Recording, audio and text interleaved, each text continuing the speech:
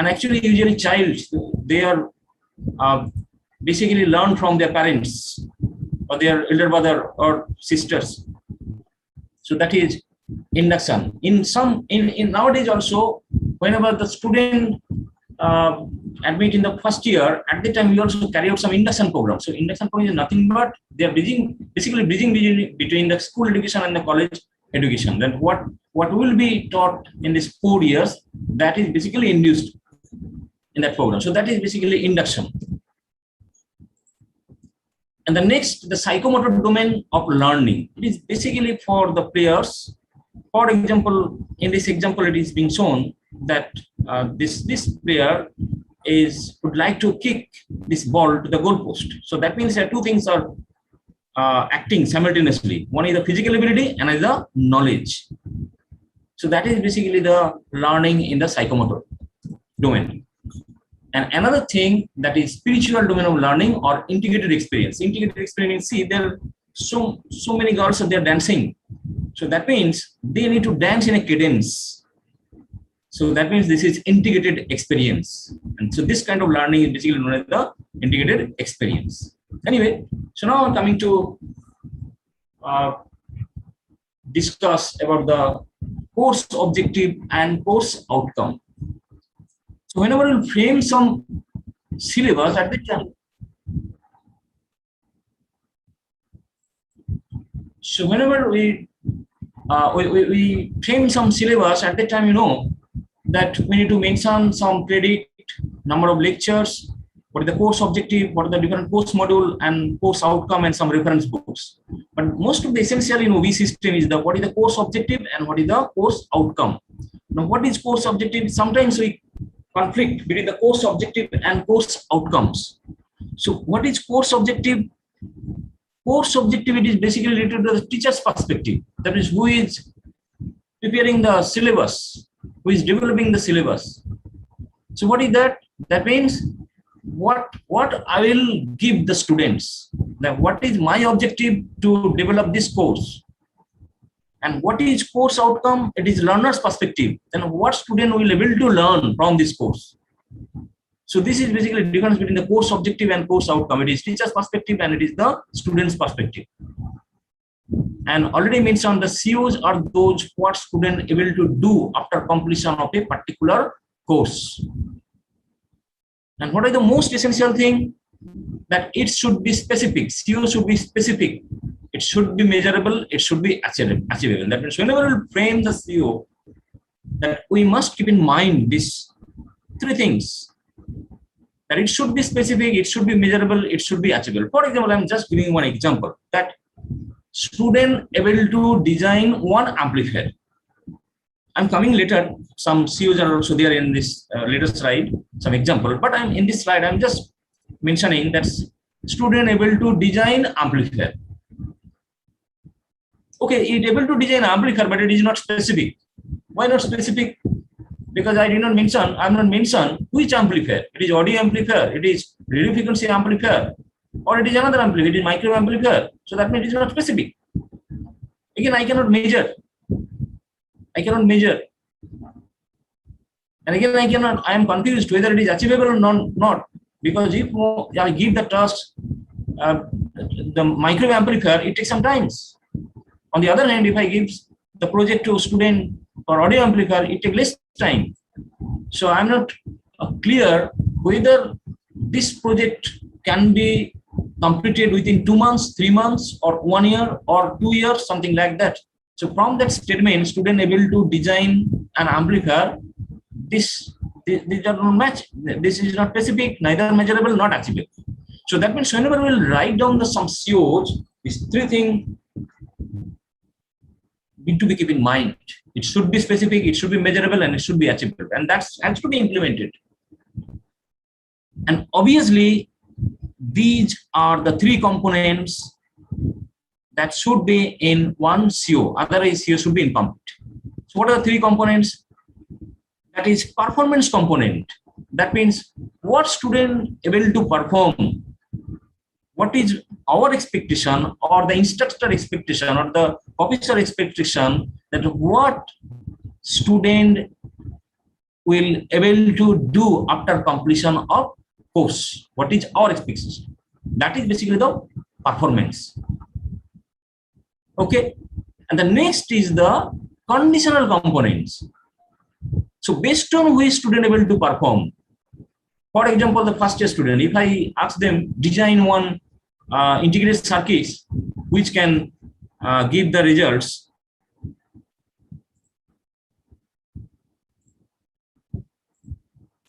If I give this task to one first year student, say y is equal to ABC, design one integrated circuits which can perform this function.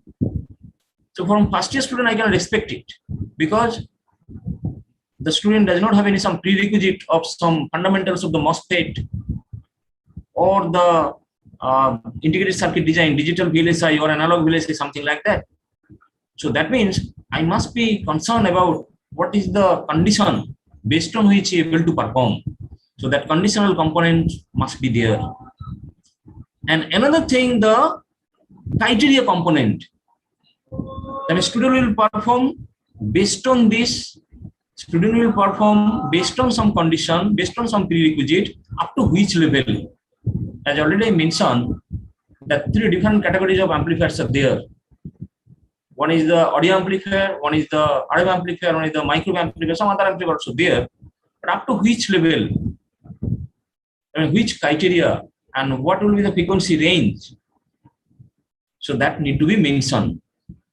So once it will be, all these 3 components will be considered to write down the CO's course outcome, then definitely we need to judge whether it is specific, it is measurable or achievable or not. But these 3 components must be there. And obvious, whenever we shall frame the CO's, at the time we must include the action verbs from the Bloom taxonomy, because it tells us that which level we are inculcating or which level we are focusing context to the student learning. So I'm just repeating these 3 things. One is the specific, CO should be specific, it should be measurable, it is achievable, and these 3 components must be there in the course outcome. That is performance component. What is the performance? That means what student want to do, or what is our expectation student able to do after completion of the course, and based on which condition, and another is the up to which level. Okay. So with this, now I'd like to show you, actually this is available in the internet, so I'm not discussing everything, all the parts over here. You just check that 6 levels are there: remembering, understanding, applying, analyzing, evaluating, creating. So different actions parts are there. Some parts may be common to adjacent this learning level, but that is your concept, which verb will be used. For example, if I consider remember, some verbs are there: choose, define, find, how, level, list. All these are basically related to remembering. Then understanding, classify, demonstrate, infer, outline. All these are related to understanding. Applying, apply, build, choose, develop, within, identify. Analyzing, assume, classify, compare. Evaluating, that is again conclude. So evaluating means we need to analyze, performance analysis, whether it is good or bad, or if it is good, then what is the expected performance? It is 100%, or it is 90%, it is 80%. That means to be able to evaluate. For example, is design one amplifier circuit, then you can evaluate its performance context to the bandwidth, context to the gain, context to the input impedance, context to the output impedance, etc. Then the create means here student able to design and construct.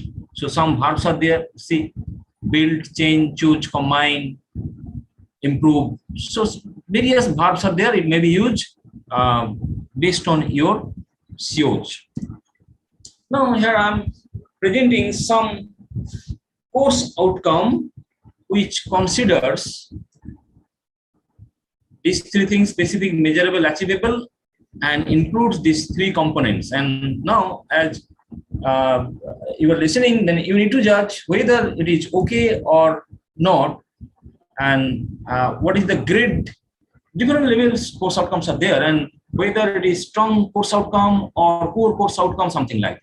For example, if I consider the course outcome 1, CO1, it is basically some example of COs from this course, analog electronic circuits. What is that been written? Able to construct and analyze. So see, these are the two action verbs, construct and analyze. That means construct and analyze means here I am incorporating the two verbs. One is from create, another is from the evaluate. So construct and analyze performance of single stage. Here I have just crossed, I am coming to discuss this. Single stage amplifier circuit using bipolar junction transistor in audio frequency range with the help of load line analysis and H parameter model. Now anyone can, from participants, can tell me, so what is the performance, what is the condition, and what is the criteria of this course outcome?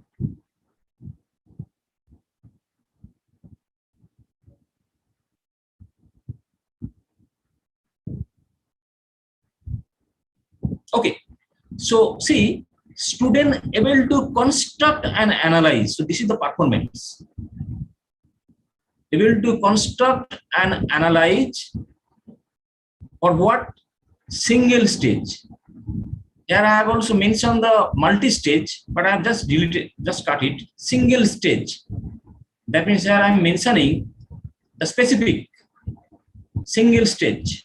Single stage amplifier circuit using what? Using FET.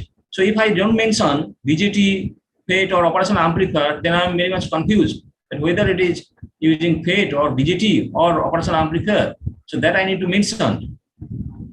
Now, in which range? I have also mentioned in audio frequency range. Audio frequency range. What is the condition? What student need, based on which? To do that, student need to know what the load line concept and also the H parameter model.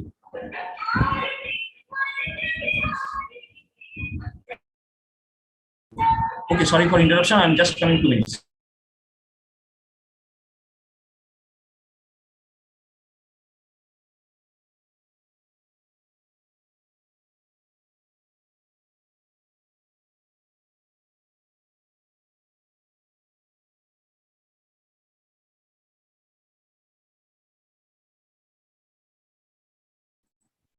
Okay, so what is the performance? What student are able to do? So performance is student able to construct and analyze performance of single stage amplifier circuit. So that is the performance. That means student able to construct one single stage amplifier circuit and also student able to analyze the performance of that amplifier circuit. So that is the performance. Okay, and what is the condition? Condition is that with the help of load line analysis and H parameter model. H parameter model. So that is the condition. And what is the criteria? Up to which level? In audio frequency range. That means student able to design amplifier circuit in audio frequency range, which is 20 Hz to 20 kHz. So I have mentioned. Okay.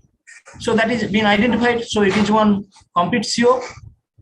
And now we need to judge whether it is specific, it is measurable or achievable or not. Whether it is specific, answer is yes. Why specific? Because I mentioned it is single stage. Also using bipolar junction transistor. And also I mentioned the audio frequency range. It is specific. Whether it is measurable or not. Measurable means I want to measure the student performance.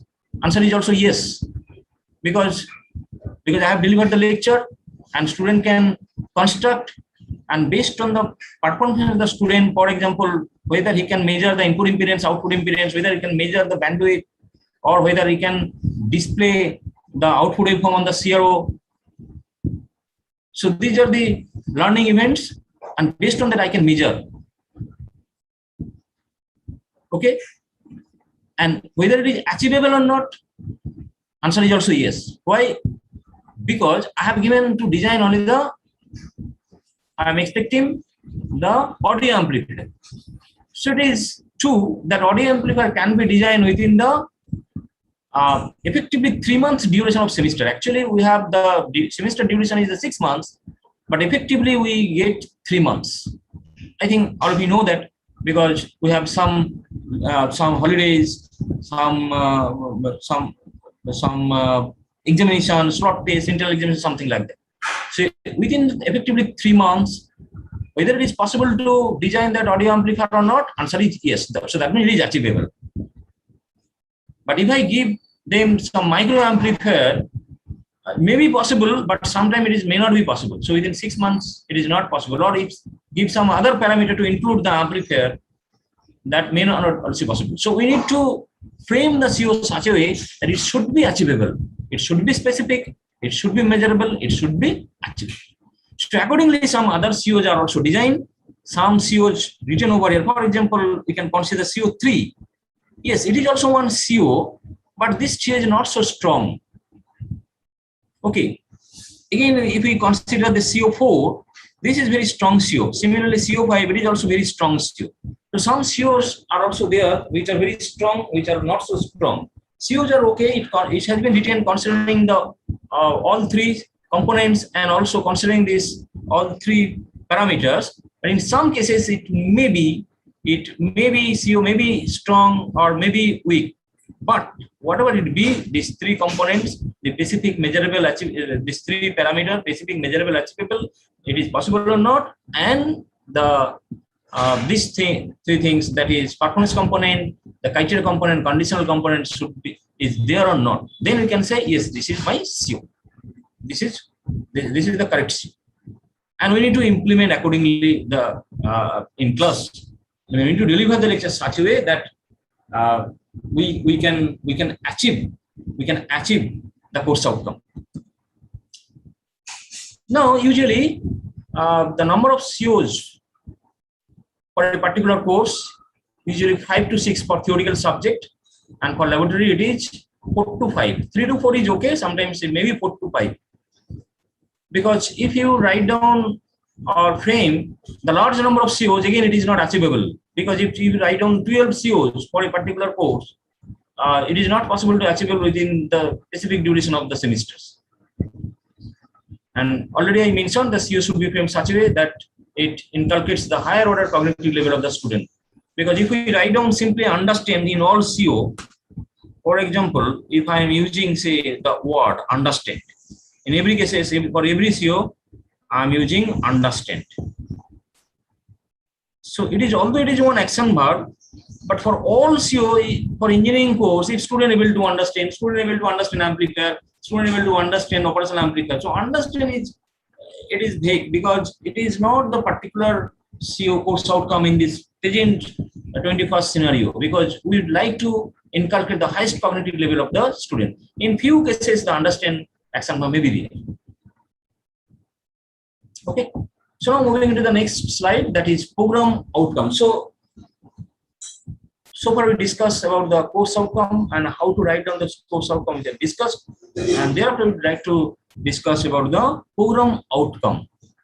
So what is program outcome? Student able to do after completion of a program. So that means if it is a 4 years BTech course, then after completion of the 4th year, what student able to do. So course means what student able to do after completion of course. Program means what student able to do after completion of program. Now, as we are affiliated to AICTE, most of the engineering courses are affiliated to the AICTE and AICTE, and also we need to we need to gun for NB accreditation. Most of the colleges are trying, and some of the colleges, and many colleges, they have also received the accreditation status from the NBA or NAC. So we are basically following the program outcome which is defined by NBA, National Board of Accreditation, India. So they have defined 12 number of program outcome, which are basically, earlier it was known as the graduate attributes, now it is basically known as the program outcomes. So irrespective of the programs, I'm mainly talking about the engineering, POs are same for all programs. So this is for engineering courses. And for the other courses, for the general program, BA, BSc, MA, MSc, MCom, or law, some other things, these POs are usually not defined by NBA. So for those, the POs are mainly defined by university. For example, several general courses are under Maulana Abul Kalam Azad University of Technology, West Bengal. So for that, that other than the engineering course, for some BSc courses or some MSc courses, it is necessary to define the POs by the university, because there are so many sister colleges under the university. So every sister college should follow that POs. Otherwise, if it is autonomous college but affiliated to the university, at the time they have the right to frame the POs for these courses, for these, not for these courses, for engineering courses, for these courses, general courses, they have the right to frame the POs through their BOS, Board of Studies meeting. So now I am mainly concentrated about the POs which are defined by NBA, as we are affiliated to the AICT. So you see, there are 12 POs. I think this is known to you. I am not investing more time on that. Just recall that first one is engineering knowledge, problem analysis, design development of solution, conduct investigation of complex problems, modern tool uses, engineering society, environmental sustainability, ethics, individual and teamwork, communication, project management, finance, and lifelong learning. So that means it is our expectation, whatever be the program students is belonging, then whether it is coming from civil engineering, electronics, communication engineering, mechanical engineering, information technology, computer science and engineering, but we are expecting that graduate should have this kind of attributes. That means graduate able to do, that means to engineering knowledge, able to analyze problems, able to design development solution, conduct investigation of complex problems, able to use some modern tools. They should have about the concept of society. They should have concept of the environmental sustainability. They should have some ethics. They will to work individually and also in a team.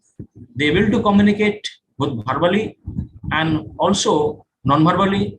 Non-verbal means writing the projects, writing letter, writing reports, something like that.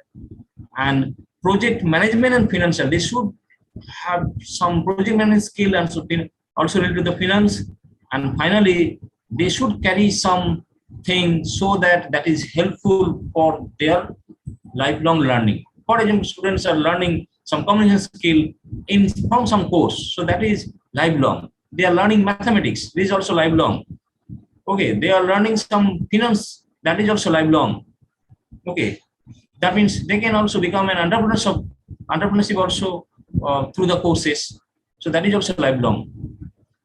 So these 12 attributes are our program outcomes are mainly defined by the National Board of Accreditation, and we are following that. That means it is expected that after completion of the program, that student able to do all this. Now, what is PSO? Program specific outcome. PSOs are not defined by the NBA. It need to define by the particular programs. For example, if your program is electrical engineering, that means in a Board of Studies meeting, you need to define what is the specific outcome from this program. That means student able to do after completion of the specific program. So usually the number of PSOs are 2 to 4. And I am now here mention some PSOs. It is the PSOs for BMS College of Engineering, Bangalore. So you just go through that PSO 1. It is the PSOs for electronics and communication engineering. So PSO 1, analyze and design electronic system for signal processing and communication application. So that means specifically for that particular program. Program is that it will be taken electronics and communication engineering.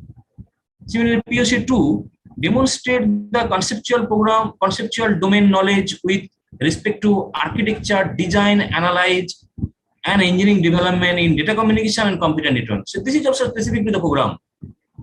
PSO 3, identify and apply domain-specific tools for design, analyze, synthesis, and validation of VLSI and communication system. So that is also specific to the BTech in electronics and communication engineering. However, if I just go back, these are all generic things: lifelong learning, project management, communication, individual and teamwork, this ethics, environment, engineering, society, modern tool, conduct, design, problem analysis, engineering knowledge.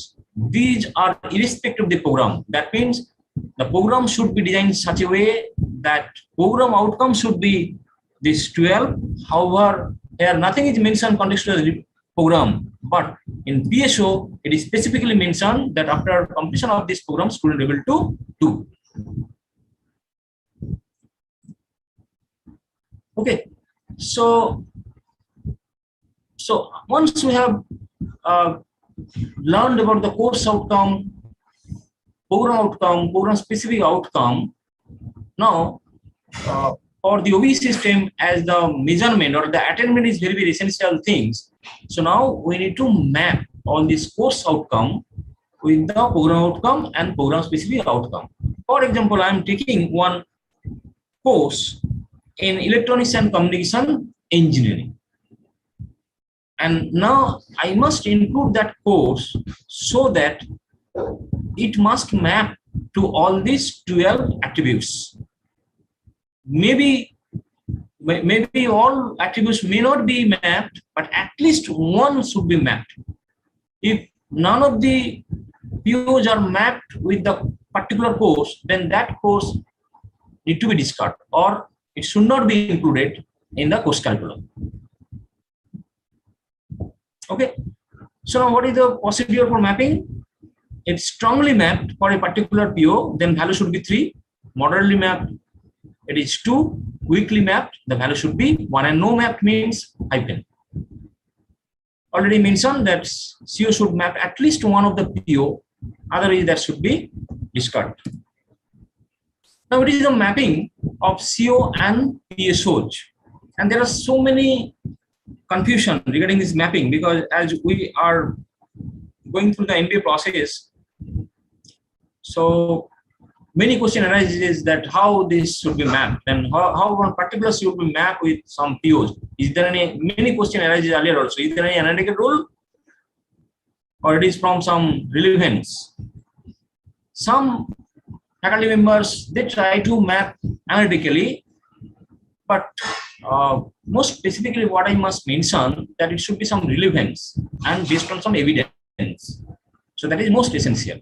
For example, I'm just going back to the course outcome of one course. You just see the table that is in the vertical. These are the course outcome, and in the horizontal these are the program outcomes. So 12 POs are there, and the course that I have shown earlier, that is analog electronics.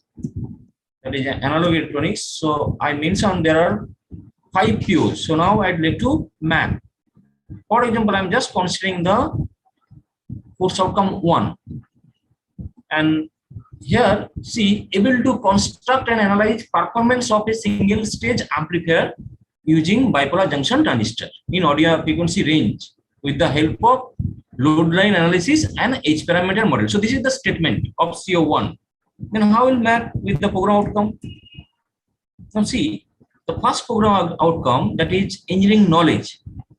Now what I am thinking, that means obviously I will deliver the CO1 in class such a way that it should strongly map with the engineering knowledge.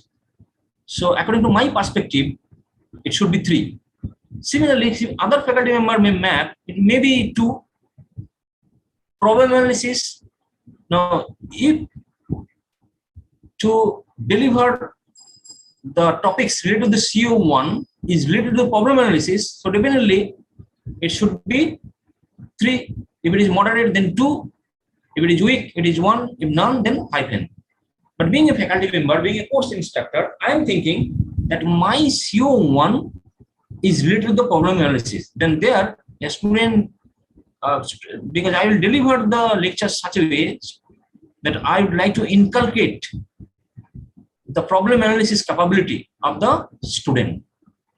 And obviously my evidence should be there, because if somebody will ask you that on the basis of which you have mapped this is 3, then that evidence need to show problem analysis. Design and development, obviously I also give a 3, conduct investigation, maybe 3, maybe 2, modern tool. For example, to design the amplifier circuit, if I use some softwares,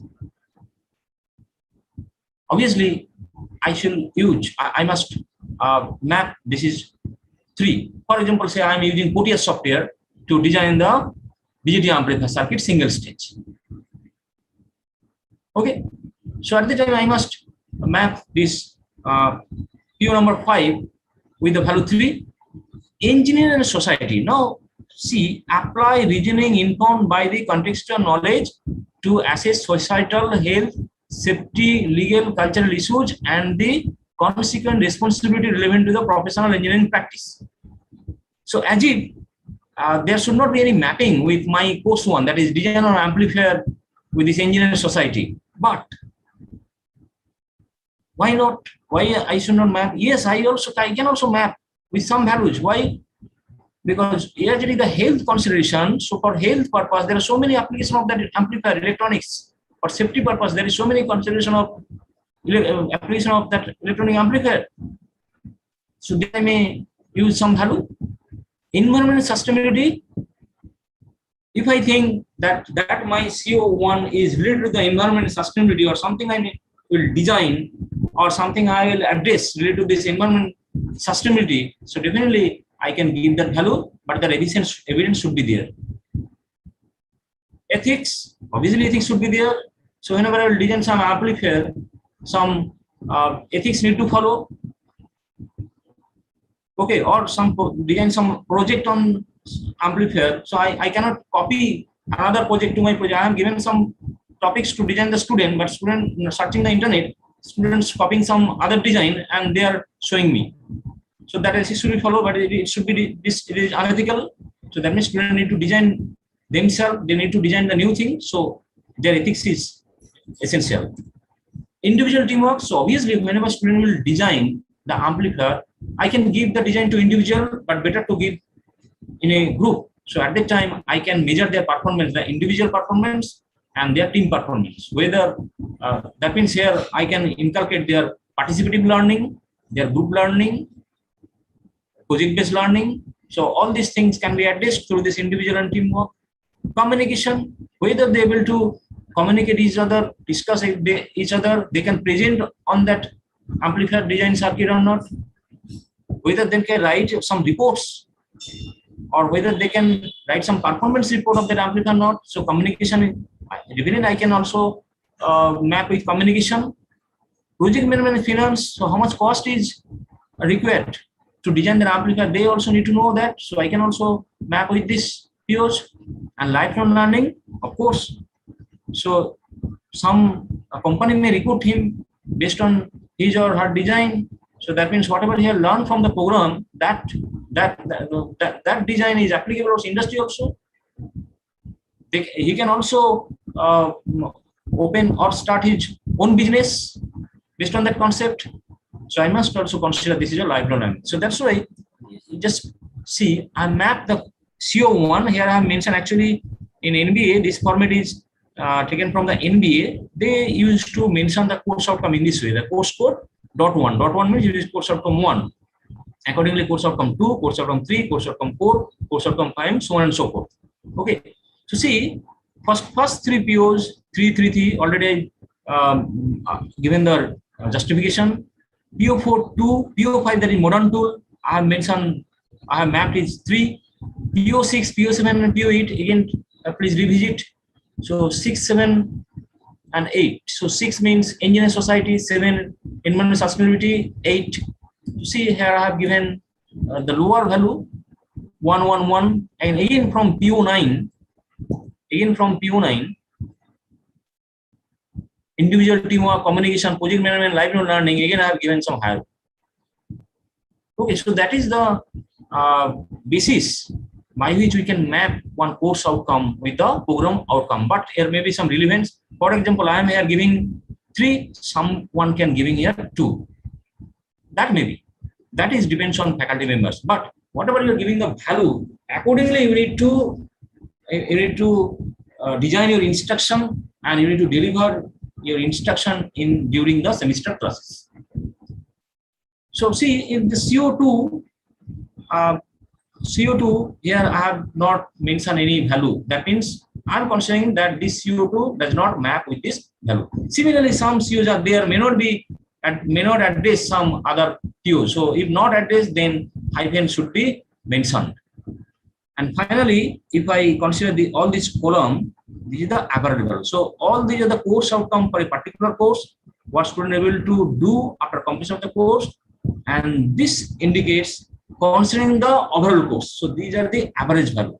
So that means here all three. So 3, here also all 3, 3, here all 3, 3.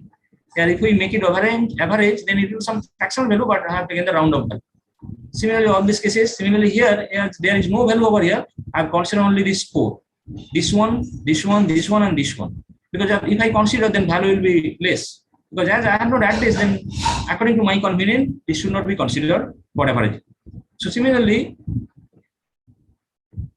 for the course, for the overall course, what is the mapping of this PO that is mentioned? This is for a particular course outcome, and this is for overall course outcome. Why this is essential? Because what is our objective in OB system? We need to measure what? The learning level, that is the attainment level of the student. So that's why these last rows values are essential. Okay. So this matrix is basically known as the course articulation matrix context to the NBA SAR, self-assessment report. And then the program articulation matrix. So program articulation matrix is nothing but the mapping of all courses with the program outcome. Because see, in the previous slide, I have shown you the mapping of each course outcome with the program outcome, and it is the average. So in program articulation matrix, this average value need to be presented. So that's why you see EC401, EC402, that value has been copied and placed over here. And these are some other courses. These courses are from first semester, and here in program articulation matrix, you need to consider all the courses which is being delivered considering 4 years, starting from first semester to end semester, first semester to 8 semesters, including laboratory, seminar presentation, GT, whatever it be in your curriculum, that need to consider, because all the courses has contribution for the calculation of the attainment of the program outcome.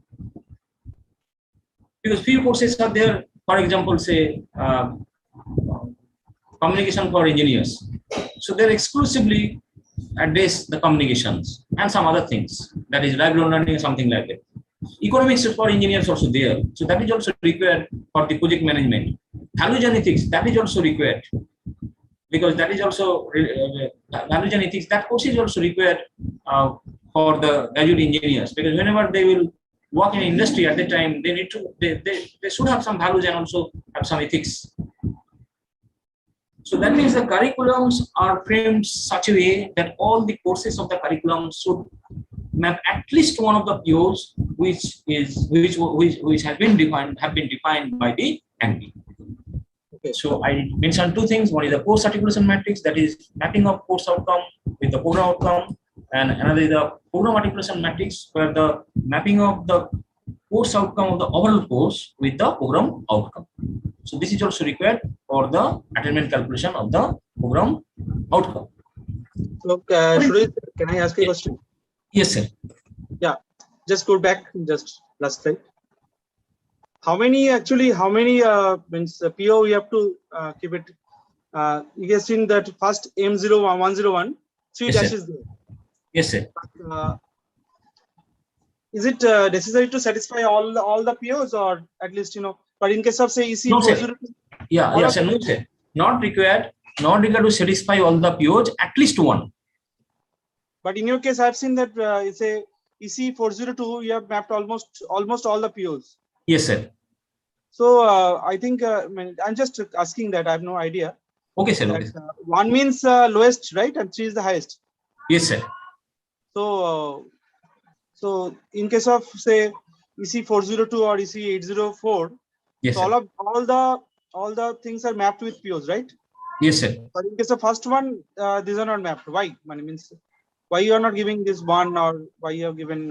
For example, if I consider, say, this is mathematics, Yeah. this is mathematics, then PO5 is basically modern tool, because whenever I planned before semester classes, I planned then there is no modern tools will be used to deliver this course. At that time, I may consider that there should not be any map. That's why I have given some hyphen. And PO6, Mathematica we can use, then we can map it. Obviously. That's why, sir, I told you that it is related to the faculty perspective, because I plan that whenever I will deliver the mathematics course, at that time I shall not use any modern tools. But the same course, if delivered by some other faculty, and if he thinks that yes, I will use the mathematics, at that time definitely some value should be there. And Mathematica or MATLAB or whatever. This yes, sir. Yes, sir. Of course. Then it will become free, right? Yes, sir. Yes, sir. But how you? Another question is that how you give 3 and 2 or 1? Means how basically they are closely mapped. Means how you decide whether you will give 3 or 1? Yes, sir. That is most essential. For example, say, that's why I told you that some analytical approach is there, but that is very tedious. So I'm not going into the analytical approach, but it's from the relevance. For example, if I consider this example, that is 402, that is 3, I have considered that engineering knowledge. So to design the amplifier, engineering knowledge is very, very essential. So I'm thinking that it should be strong. So that should be, it is 3. But I can also think it is 2, right? Yes, you can also give 2. You can also give 2. You can also give 2.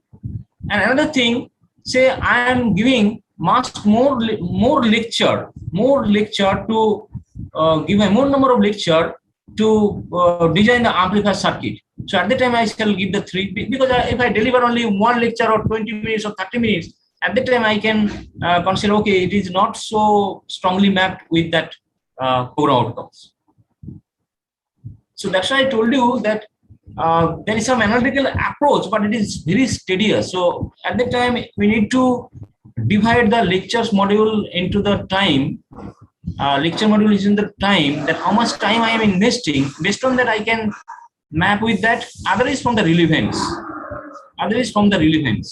And it differs from faculty member to faculty members. It is not a fixed value. Yeah. But whenever I will map, whenever some other person will ask me, at the time I need to show some evidence. That based on this evidence means I'm talking about that I have delivered this lecture, I have designed this instruction. Say I have designed 5 instructions to deliver to address this PO1, but I have designed only 1-page instruction for this PO6. So that means here I have mapped only 1. So that evidence is there. So if strong evidence, then it is strongly mapped. If evidence is less, then it is moderately weakly mapped. If there is no such evidence, then there should not be any map.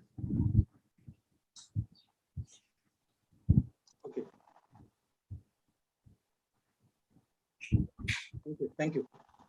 Okay, sir.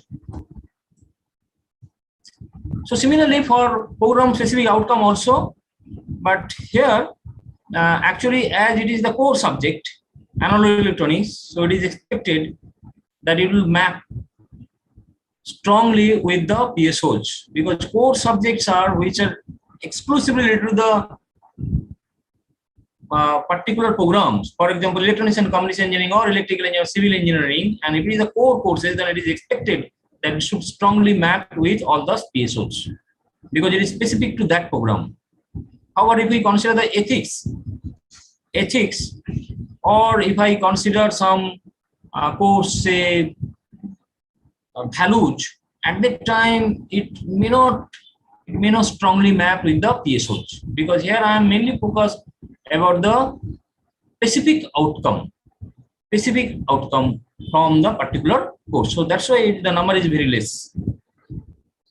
Because if I consider the ethics, as for example for VLSI, yes, some ethics need to follow for VLSI design, for data communication, some ethics need to follow. So at that time it will be weakly mapped.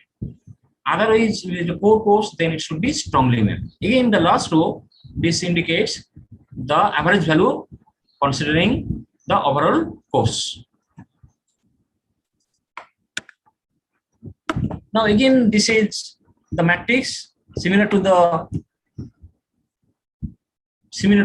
POs. This matrix helps us to calculate the attainment of this is the type of inquiry. This will be PSOs. Okay, this should be PSO, not POs. This should be PSOs.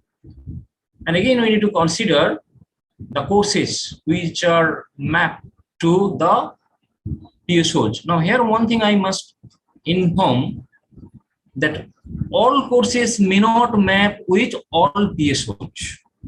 In case of program outcome, at least course should map at least one of the POs, but here some courses may not be mapped in none of the PSOs, so that may be.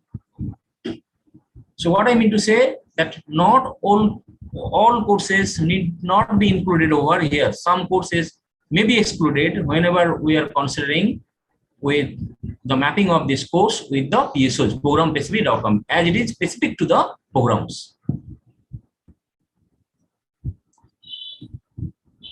Now, after doing so, now we are moving into the next topic, that is assessment and evaluation.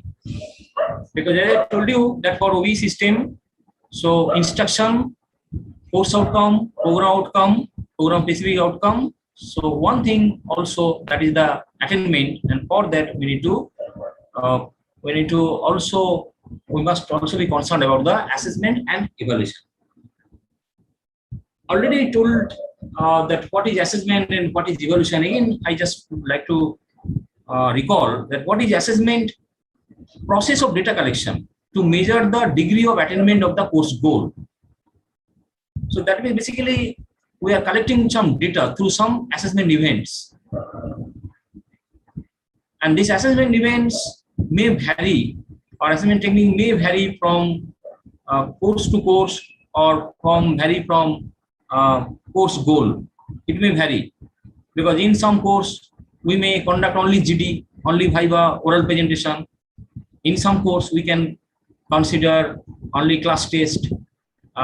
In case of laboratory, there is no concept of class test. We mainly take the Viva, lab report, and the experimental observation, something like that. So that's why I told you that assessment technique may vary from course to course. So these are the examples. And these are the assessment tools: class test, Viva, group discussion, oral presentation, assignment, case studies, term papers, lab report, practical and theoretical examination, and maybe some others. And what is evaluation? Assessment data quantified. So here we are conducting some events, assessment events, following these assessment tools. And now for the evaluation, we are collecting data and we are quantifying data to each student to measure their level. So evaluation is that. So therefore, the assessments are means and evaluation is the end. So that means we can carry out the assessment throughout the semester. But evaluation is mainly conducted. And it basically consider the marks which is obtained from this assessment. Now these are some type of assessment and assessment tool, although I mentioned usually 3 types of assessments are conducted. First one is the diagnostic assessment. What is that? It is conducted before the start of the course to know the strength, weakness of the student about the prerequisite concept. That is basically known as the diagnostic assessment. It is before the starting of the semester. And what is formative assessment? Next is the formative assessment, which is so-called in the terminology of NBA, cumulative internal examination. That is conducted throughout the semester. So what are the tools? That is assignment, quiz, short test, report writing, PowerPoint presentation, GD, etc. That is formative assessment. So in this assessment procedure, we can identify the weak student. That means slow learner and advanced learner. And based on that, we can deliver some remedial lectures for slow learner, and some scopes for advanced learner. We can give some difficult project to the advanced learner. So this formative assessment helps us throughout the semester. And here we can rectify ourselves also. For example, say I have delivered a lecture and I have conducted one quiz, but none of the students able to give the answer from the quiz. That means what is my conception, that one thing, otherwise my deliberation was not okay, or the difficulty level of this topic is very high. So that means accordingly I can modify my instruction. So it helps student and also it helps the teacher also. And summative assessment, it is basically semester end examination. That is semester examination, as you know.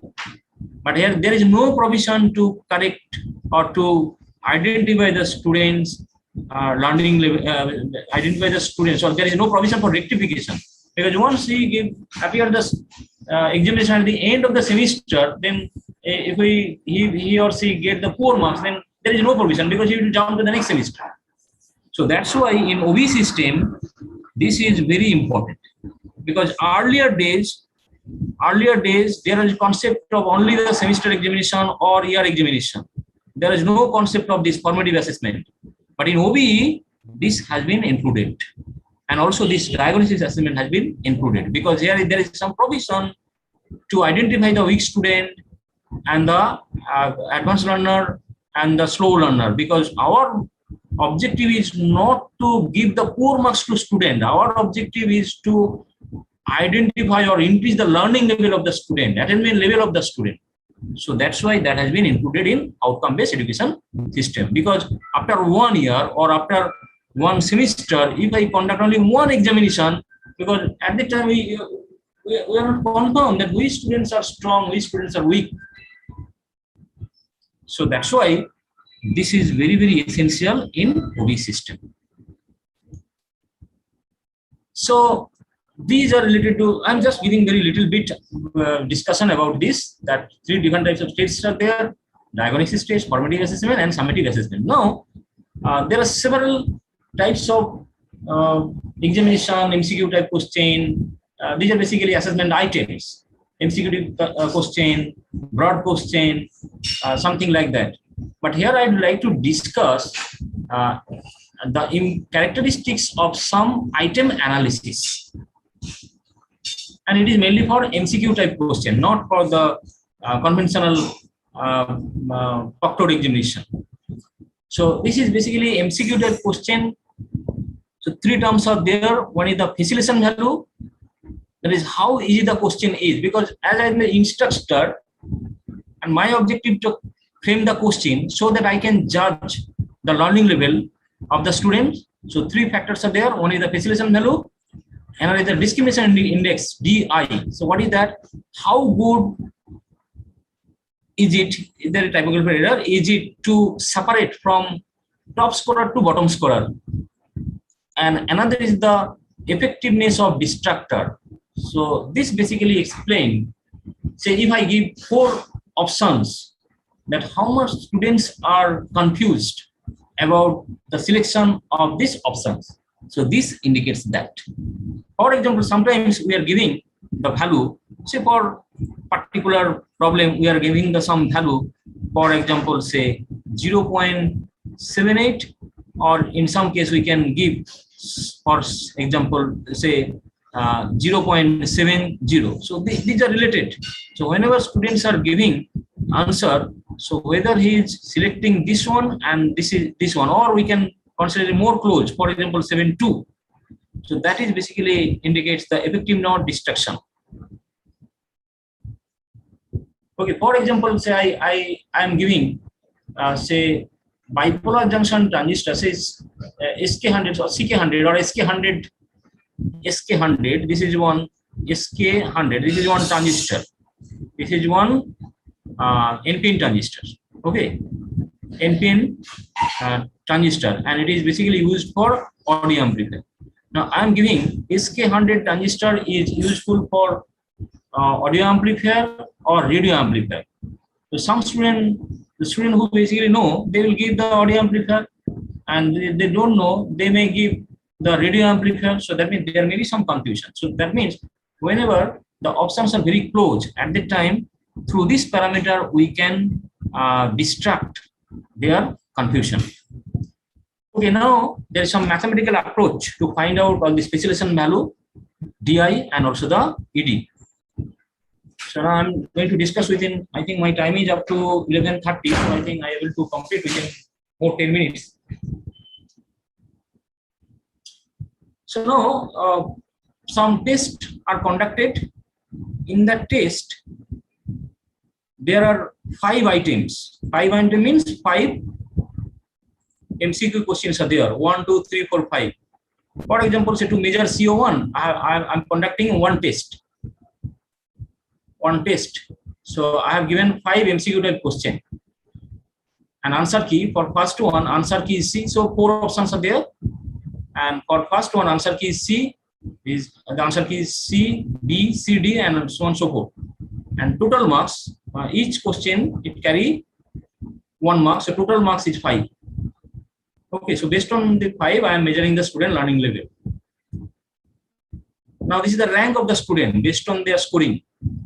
The rank has been prepared because there are 15 students are there, but whenever I am addressing the large number of students, say in the first year student, the physics, say faculty members is addressing 200 students, a large number of students. So it is not possible to address all the students individually. So at this time, we need to take the help of computers. So I've given the MCQ type question, and then the rank has been prepared by the computers. So these are the ranks. And then these are student. This is the individual student.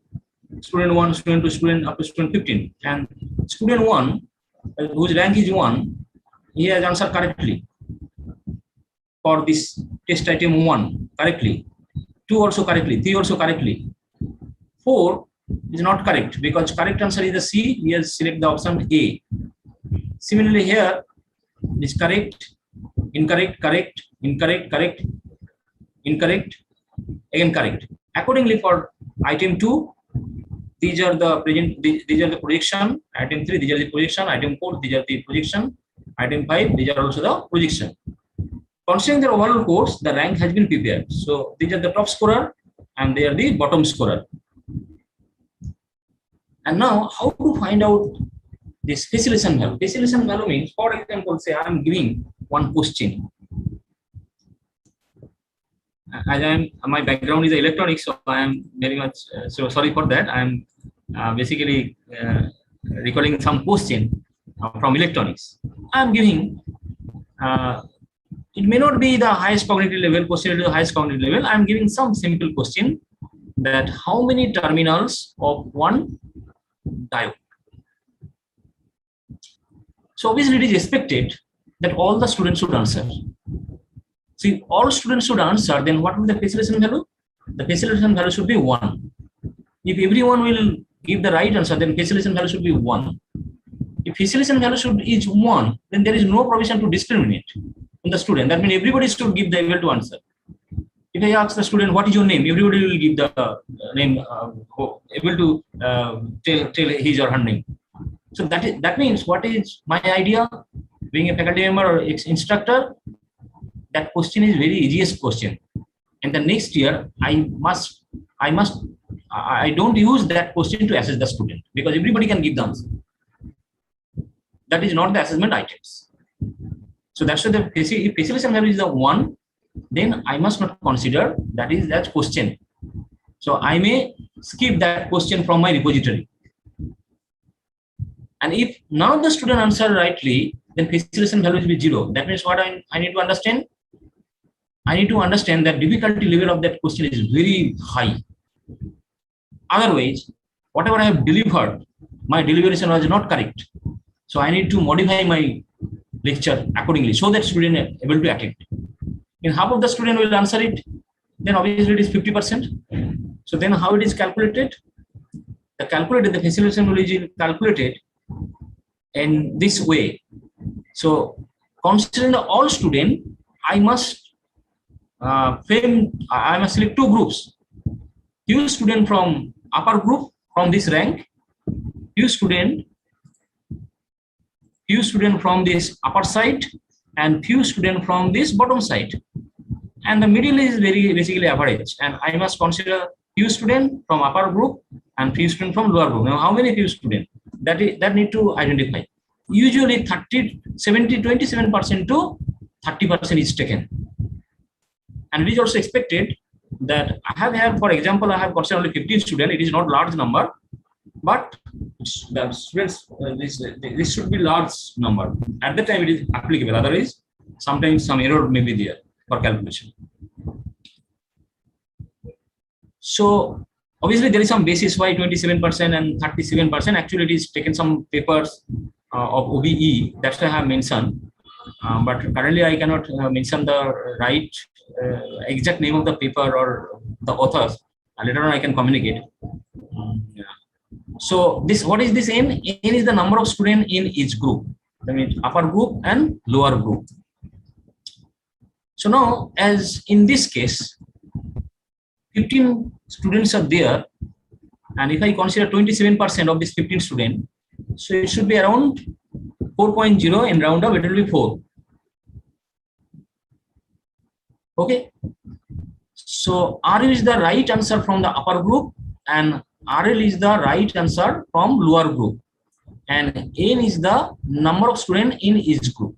So number of students, as I mentioned, it is 4, because if I calculate, as I mentioned, if I calculate, then total student is the 15. So 15 into 0.27, I think it will be approximately equal to 4. It may be checked anyway. So N is equal to 4. So what will the facilitation value? The facilitation value should be equal to R divided by N. So total right answer. The total right answer means it is right answer from upper group and right answer from the lower group. Now what is N? N is the twice of this group size divided by 2N. So now I must count. So how many right answer from the upper group and how many right answer from the lower group? And here I am considering the test item 1. Test item 1 means I have 5 test items. I am considering only this one. I am considering only this test item 1. Okay.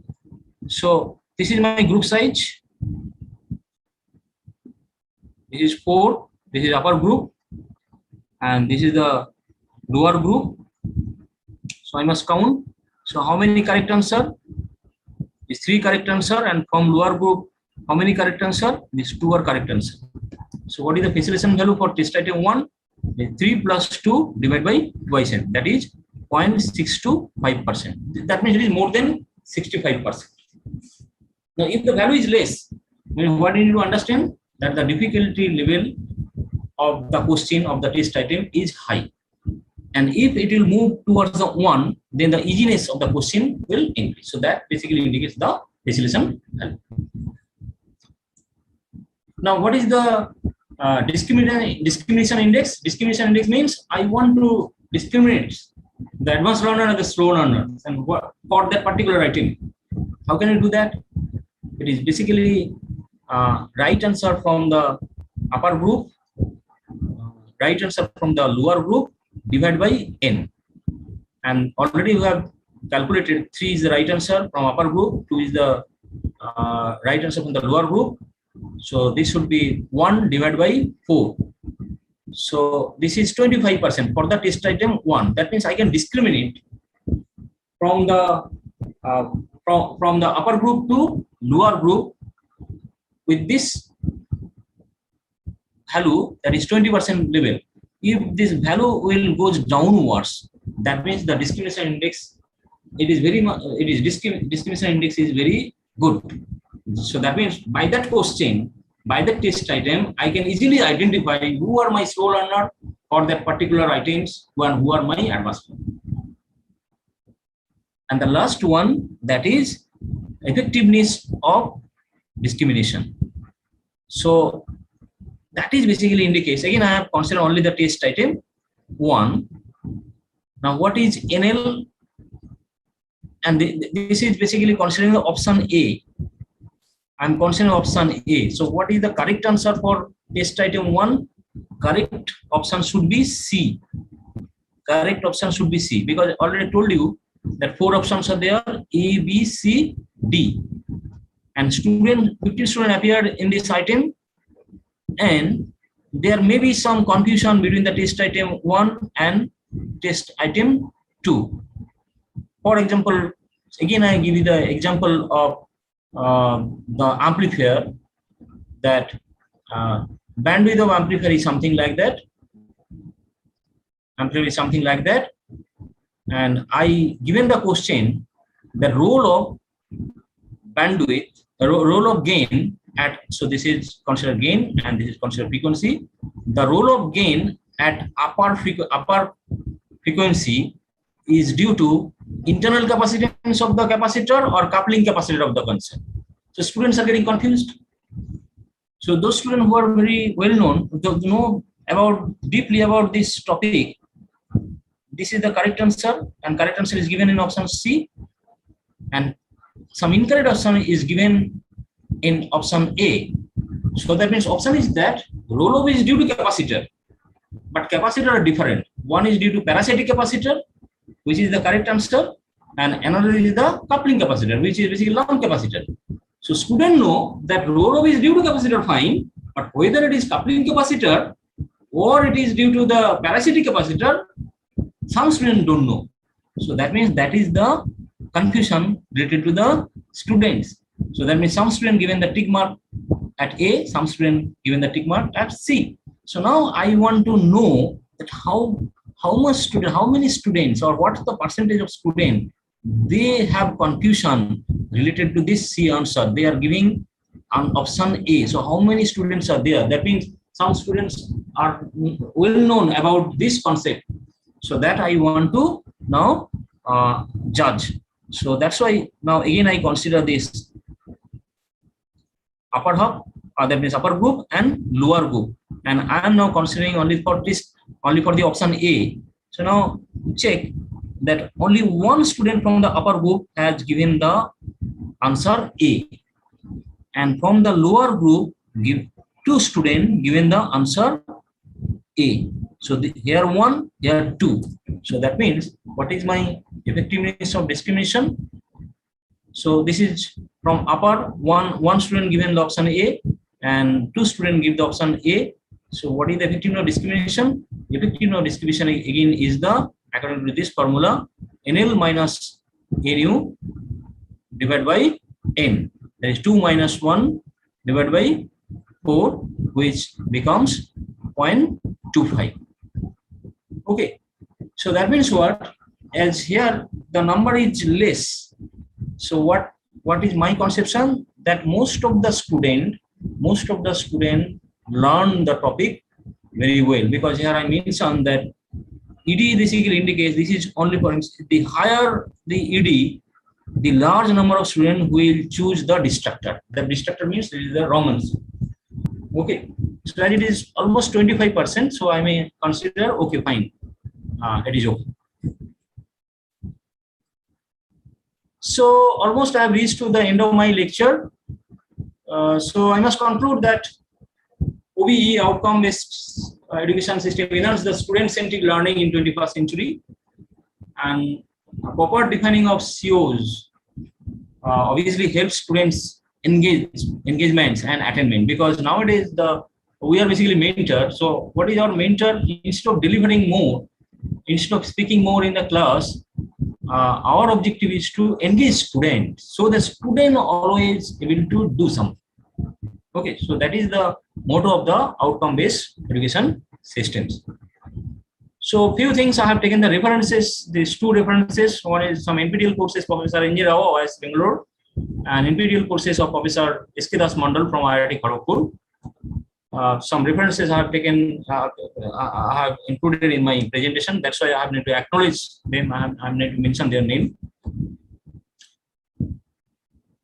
So if you have any question, you can ask me.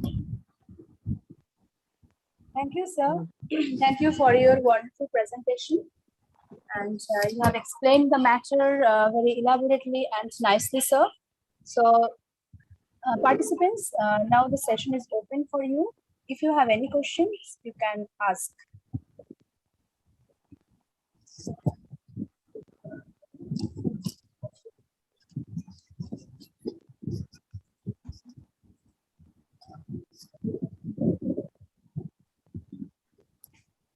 So, thank you, one thing Surajit, for your I need to. Okay. Yes, sir. excellent presentation. Excellent way you have presented. Thank you, sir. Really proud of you. Thank you, sir. Thank you. I'm also very much proud being a student of one of the scholar, one of the scholar of you. So you have mentioned that MCQ also can be measured, and that can be also, that can be also, Yes, that TOPO can be mapped, right? Yes, sir. But Yes. for that, you have to know that which MCQ the student has answered, right? Yes, sir. Yes. Otherwise, it is not possible to map the COPO, right? No, sir. Basically, here I am constant. I'm just measuring. I'm just measuring their learning level. That means I am assessing them to quantify their number for the attainment purpose. Attainment is not discussed in this PPT. I am basically conducting some assessment, and this MCQ is one of the assessment items, and through which I would like to measure their performance. So for example, say if, MCQ, or it can be a final semester exam, but the copies means questions we have to map, right? Yes, question sir. Answer, which question he has answered, and how much marks he has received. That will actually. Of course, yes. Of course. Without yes. that, COPO is not possible, right? Or attainment is also not possible. Yes, until and unless we are not considering the attainment, at the time it is not possible. Okay.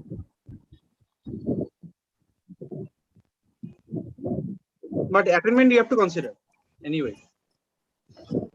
Yes, sir. Attainment basically coming from all the assessment marks, from all the assessment marks. Yeah. But my question is, without going to the individual question answer, is it possible to map COPO? Yes, sir. It is possible. Yes, it is possible, because mapping is basically done prior to the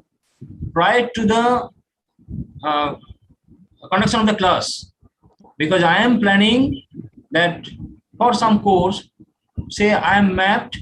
No, that part I understood. That part I understood. COPO mapping is fine, but yes, actually sir. our aim is to get the attainment, right? That is the thing. Yes, sir.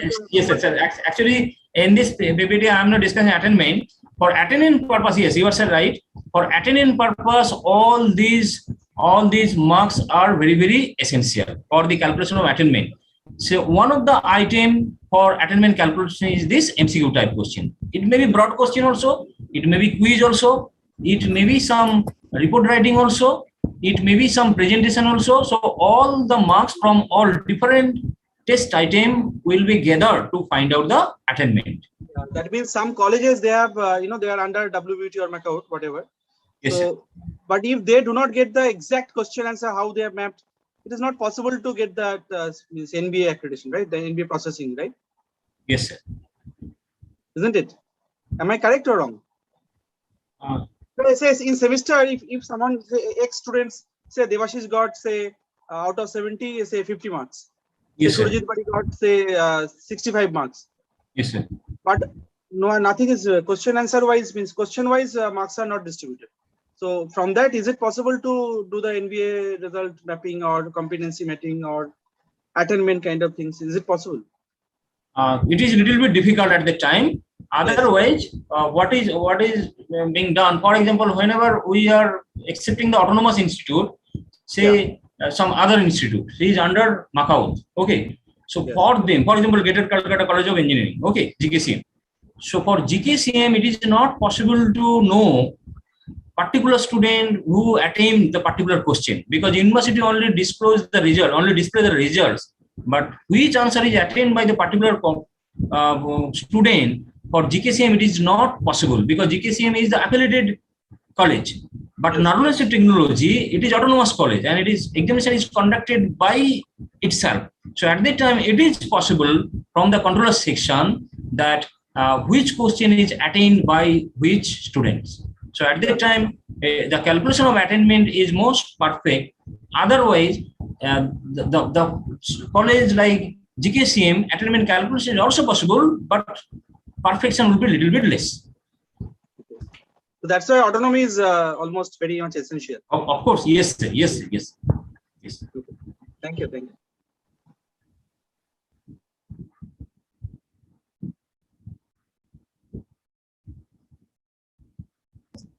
Thank you, sir.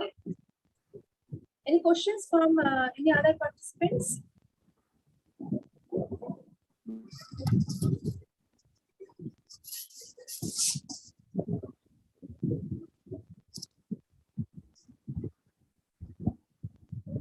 So can you provide us your presentation, your PPT?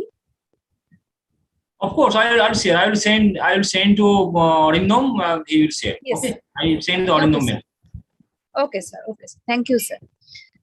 So thank you, sir. Thank you very much. And the session was very much informative one, sir. And I think everyone understands the matter nicely and clearly. So, sir, if any problem, then we can obviously contact with you, sir, if we need some help from you. Sure.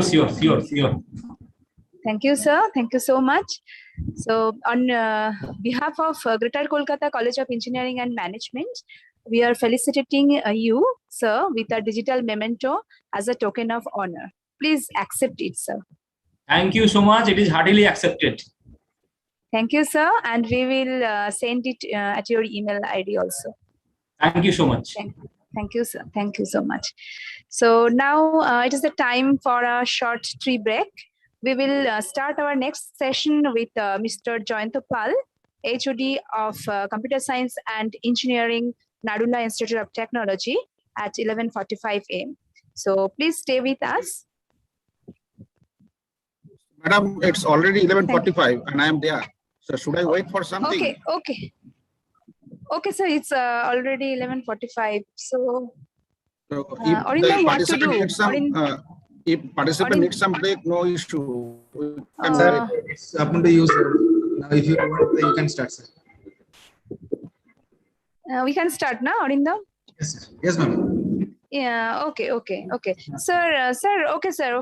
So now it's already 11:45, so we'll start our next session. And welcome, sir, at the second session of 5th Faculty Development Program of Outcome-Based Education. So here, sir will deliver his speech on measuring outcome and gap analysis and outcome-based education perspective. Welcome, sir, at this session. So over to you, sir. May I start sharing? I think the permission is not Yes, given. So please make Joyantopal sir as a co-host.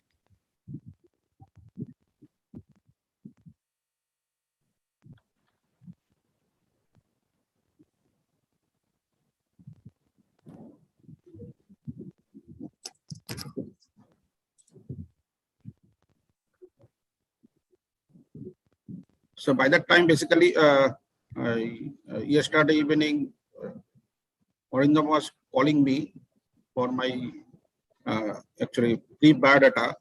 I told that I will introduce myself. Okay, sir. So by that time, I am actually introducing myself. So I am seeing lots of faculties are there, not only from this college. Initially I thought that this workshop only for the faculties of GKCM. But No, now sir. I understand that outside. it is from yesterday evening itself. Okay, anyway, no issue. That's not the problem. So myself, Joyantopal, I have actually graduated. So I have graduated from Kulani Government Engineering College in the year 1999 in Computer Science and Engineering. Then I have actually done my master's from Jadavpur University in 2001. And from then, I am actually in teaching profession for the last 20 years, almost 21 years. So initially I was in College of Engineering and Management, Pulaghat, worked there for 5 years. And then I've joined here and become HOD in the year 2012 in the month of August. So I am still to actually submit my PhD thesis. So I am registered in NIT Durgapur. So at the start of the this actually presentation, I want to say something. Actually, outcome-based education, I don't have any idea whether any university giving any degree on this particular topic, outcome-based education.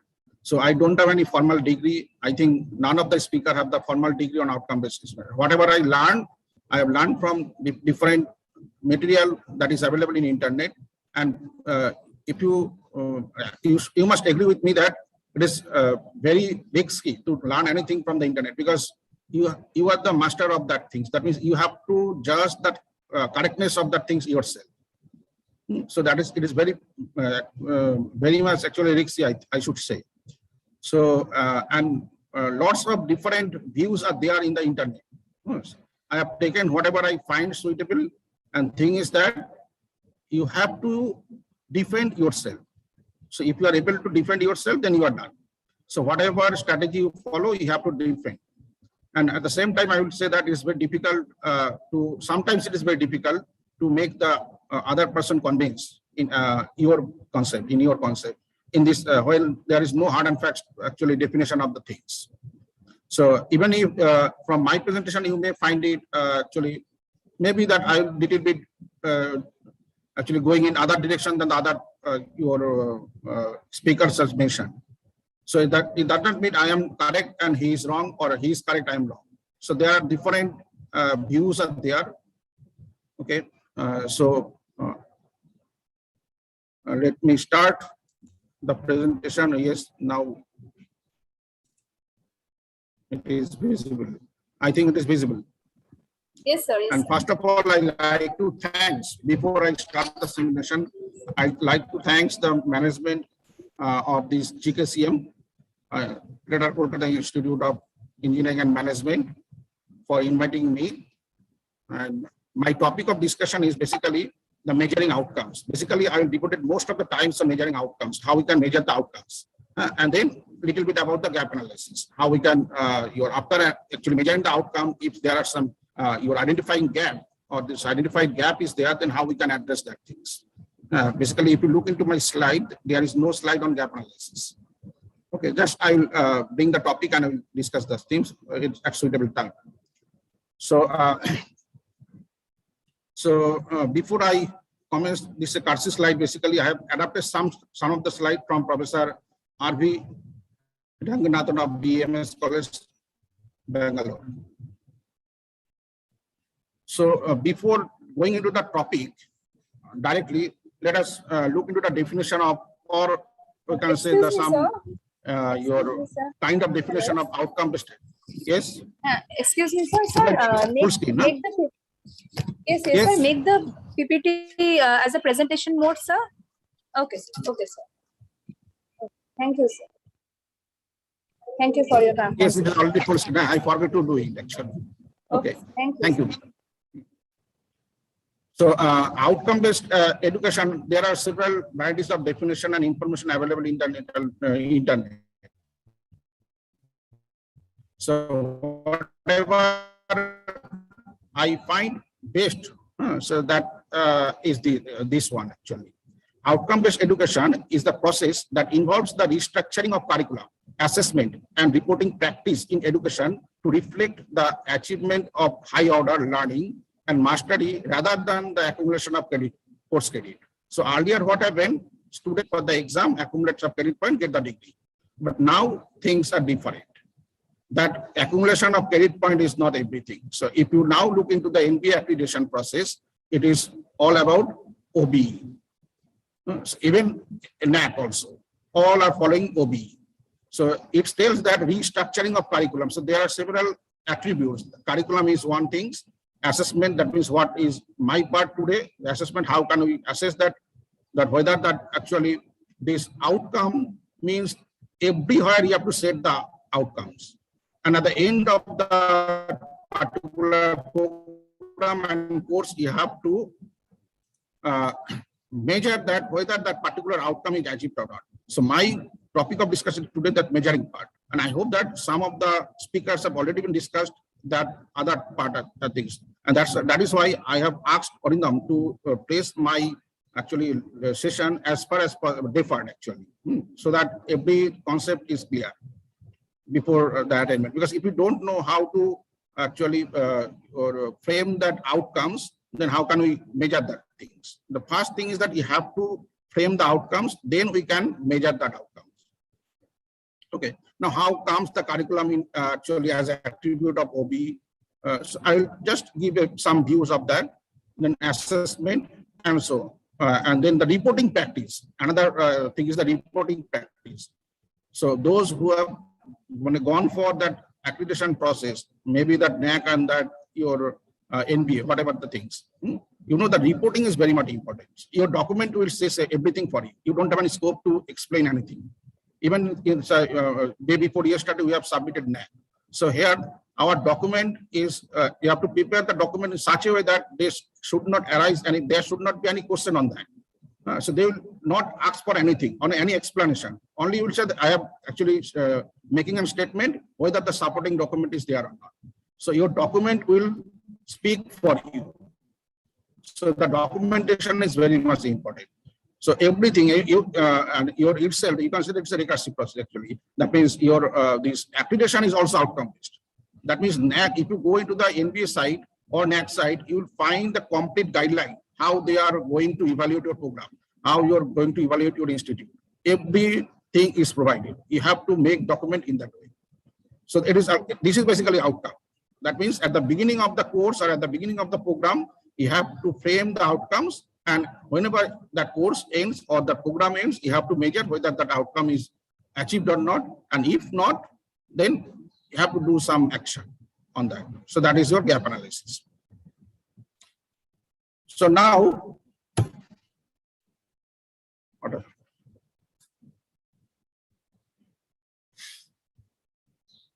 yes. Now, a little bit about that accreditation process, outcome-based accreditation that I just mentioned that.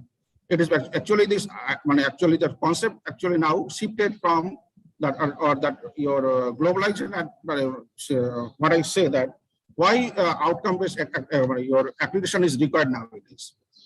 So if you look into that NBA accreditation process or that NAC process, you will find that the globalization has brought in clear shift from education as transmission to expert knowledge to education as building learner competencies, including learning to learn and lifelong learning. So what it means basically, earlier it is basically teachers going into the class, whatever his knowledge base, he try to deliver it to the student and so on. But now it is not sufficient enough. So you have to deliver knowledge, but you have to show that whatever you want to give to your student, they are acquiring the things. That is very much important. So that's why the lifelong learning, if you look into that your PO statement that is already framed by the NBA Authority of India in case of education in India. So there are 12 POs. I think your speakers have already shared that things, or in later part of my slide, some POs are there. So you'll find that in every aspect, POs are defined. As I mentioned, the lifelong learning, that PO number 12 is lifelong learning. So it is that you have to, as a management body, as a teacher or the instructor of the subject, you have to frame in such a way that education is basically learning, not education, learning process of the student is complete in every respect. Okay, so whatever the things be, actually it is not my actually part of discussion today. So I'll directly go into that my your part. Look into, there are several attributes. This OBE, that means outcome-based education, then outcome-based curriculum, then outcome-based teaching learning process, and then outcome-based assessment. Now, my part of discussion is only the last step, outcome-based assessment.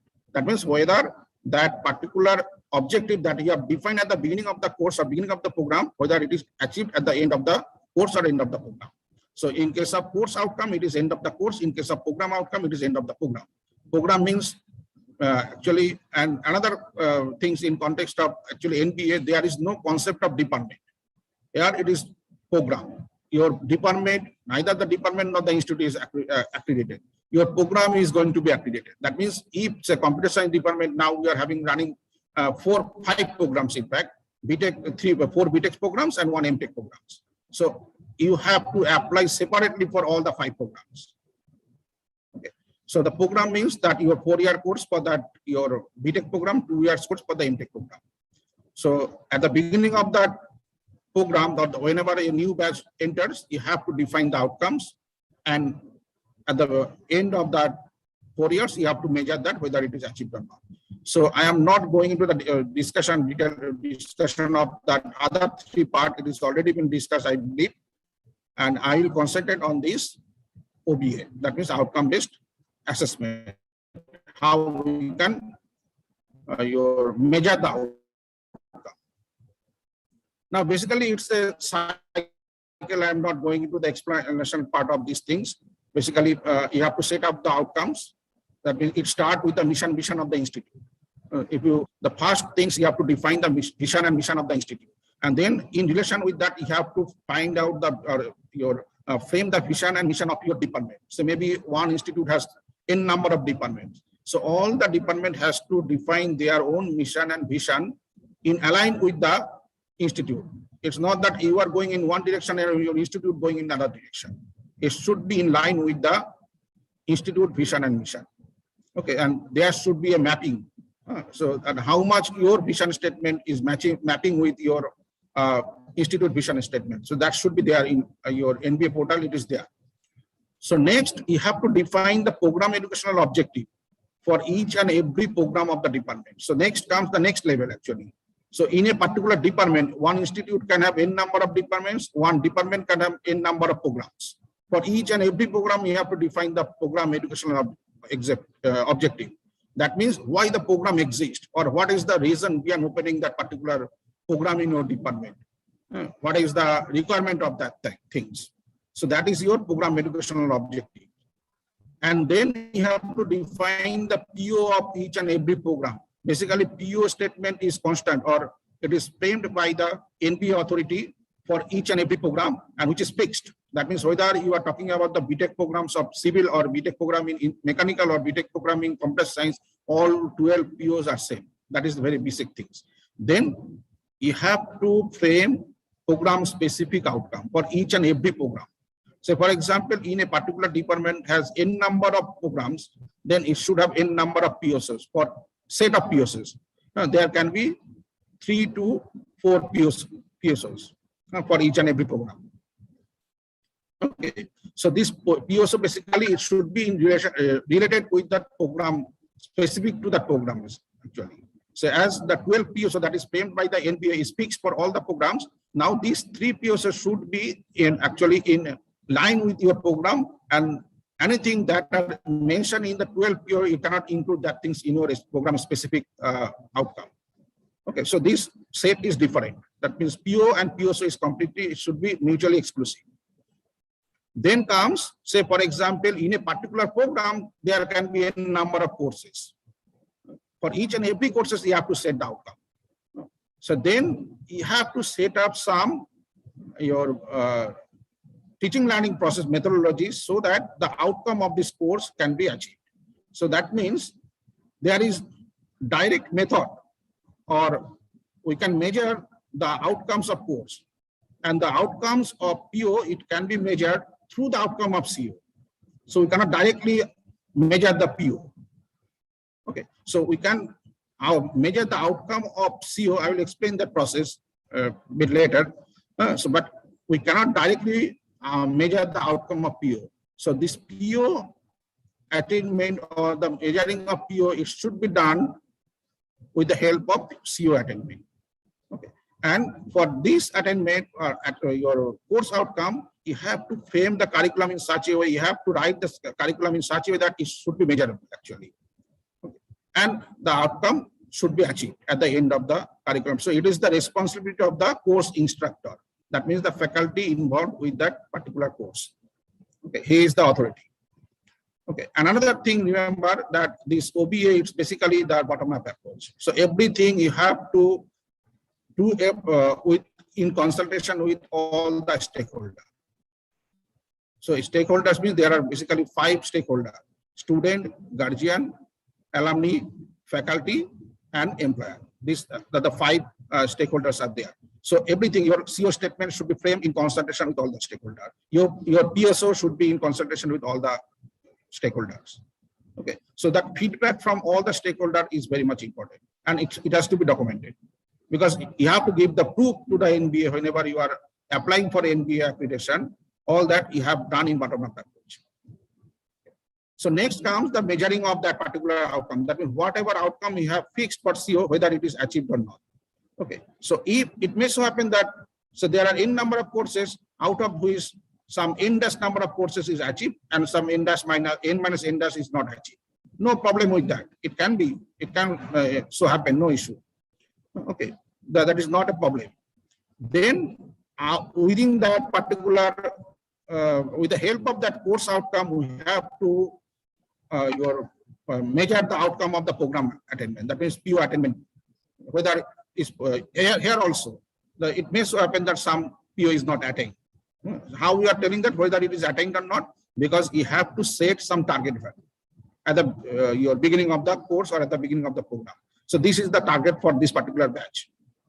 And at the end of the your course, you have to measure that whether it is crossing that level or not. If it is not, that there is a gap. And if it is across that particular attainment that or level, that means there is no gap. You have achieved that things. Okay. So that if it is achieved, then it is well and good. That means you have done. So your circle is finished. If not, then improvement. That means you have to take some action so that you can achieve in the next cycle all that particular which is not achieved.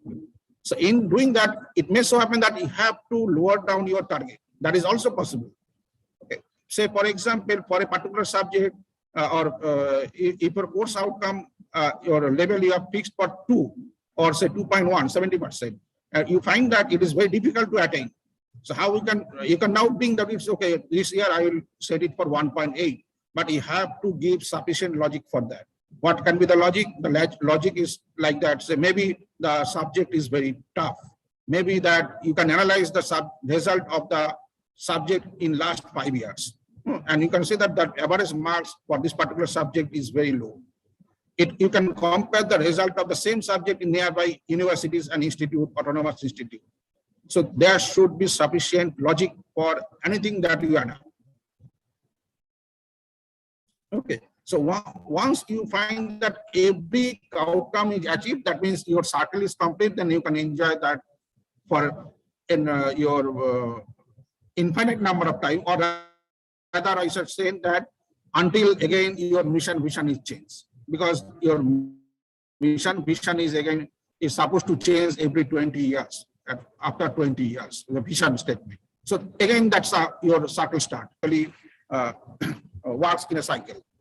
So now, as I mentioned, that my actually topic of discussion is this part. So I'm directly going into that things with this particular introduction.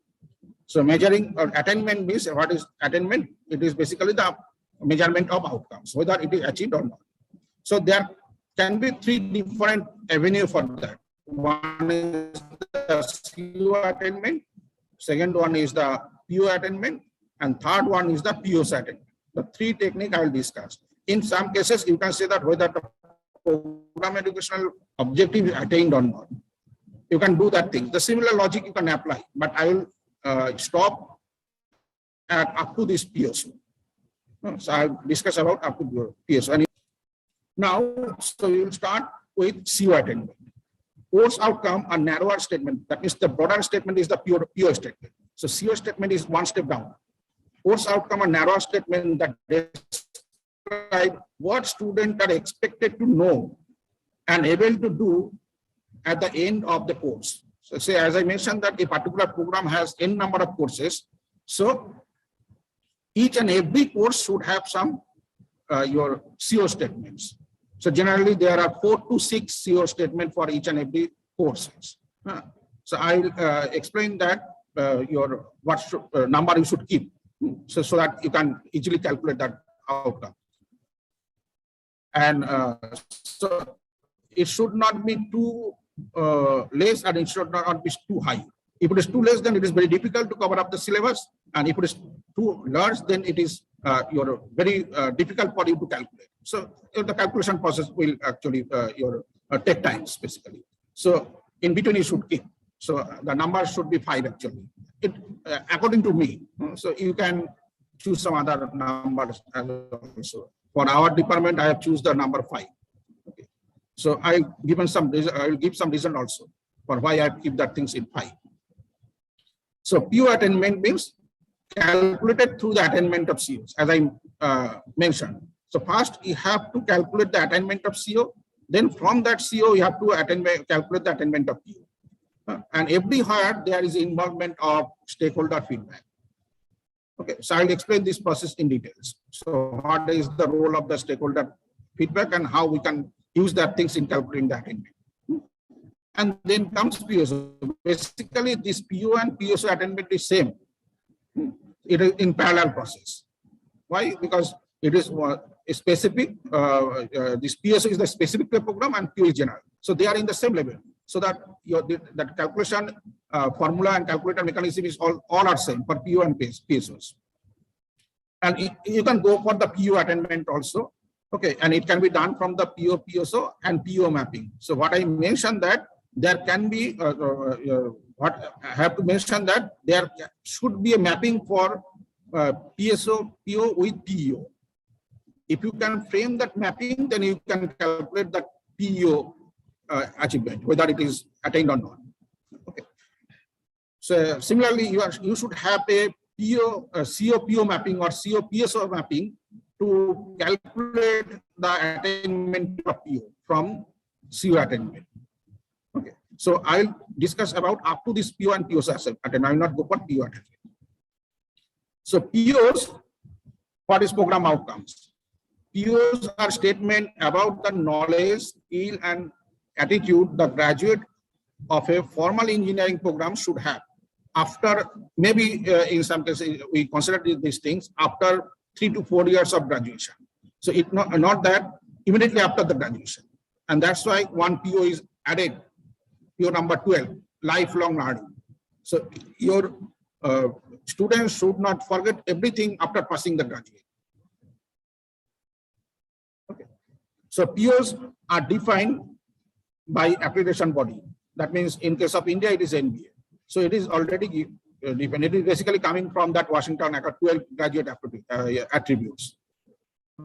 So these are these 12 POs are there.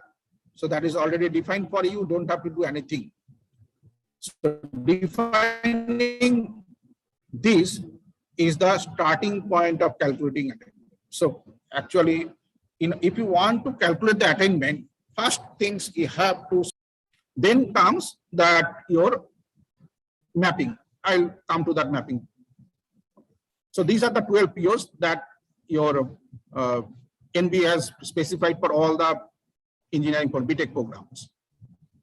The first one is the about engineering knowledge. Applying is the apply verb. Some action verbs are there, and then the problem analysis.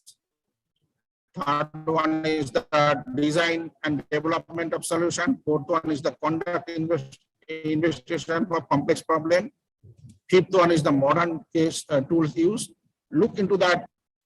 First 5 POs, it's one thing is common that I've highlighted: complex problem, engineering problem, complex engineering problem.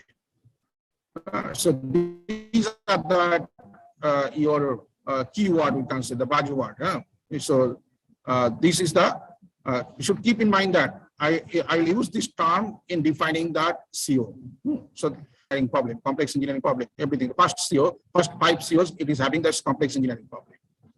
Second, sixth one is saying about the engineer and the society. So that every engineer should have some responsibility towards the society. So that is also covering up in that PO. Same things is here, that environment. So every engineer should do something for the environment and it should not harm the environment. So that is also included in that PO. 8th one is that ethics. Then it is called the teamwork. And 10th PO is called that it is actually attracting that your communication skill.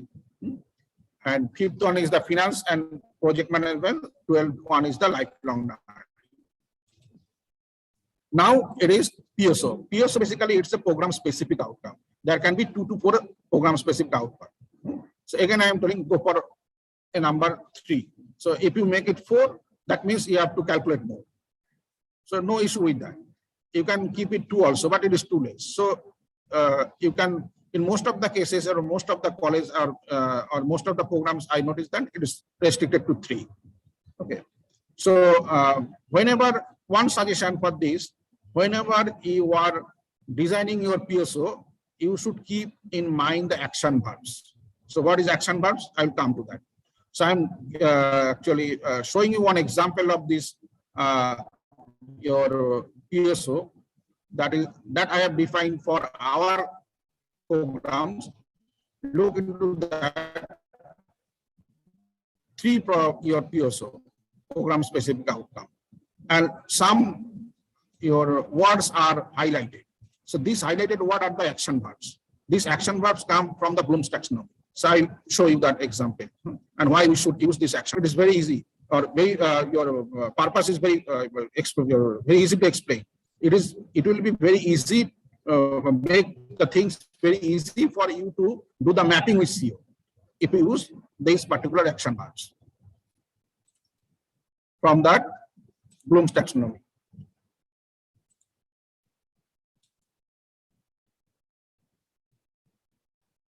Now comes the course outcome. Statements of observable student action that serve as evidence of knowledge, skills, and attitude acquired in a course. So this is basically course level, that minimum or that smallest level of that your OB, you can say, the course level. That means your physics is a course, mathematics is a course, C programming, or that is fundamentals of computer is a course, data structure is a course, operating system is a course. So this is the your smallest unit in the OB. Okay. So for each course there can be 4 to 6 course outcome. Okay. And you have to write this course outcome using action verbs or Bloom's taxonomy, and that will PO and PSO having some action verb from Bloom's taxonomy, and your CO should have also action verb from the Bloom's taxonomy. So it will help you in mapping. The course outcomes are statement in such a way that can be actually measured. So you should give statement that should be basically your measurable, and also it should be covering up all the syllabus. So it should not that your syllabus going in one direction and your CO going in other direction, because you have to ultimately explain that your students are achieving the things. So your syllabus should have come into play in this role basically. So how can you covering up your syllabus with your CO is also important. I will give some examples. POs are attained through the attainment of CO. I have mentioned this thing. So for that, you have to pair a mapping. Now look into this course outcome. It's an example. So it's not I've taken from any low-level example. So it's a engineering physics your outcome, course outcome. Now if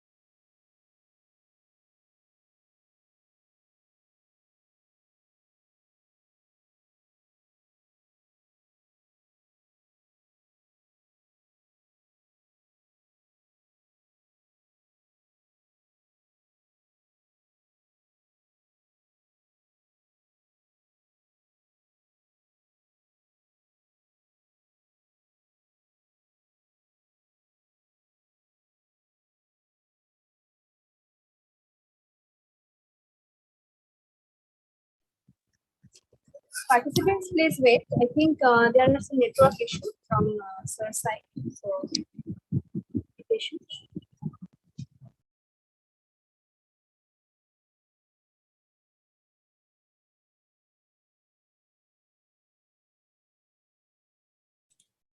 Am I audible? Yes, sir. Yes, sir. Okay, I got disconnected, I think, net Yes. problem.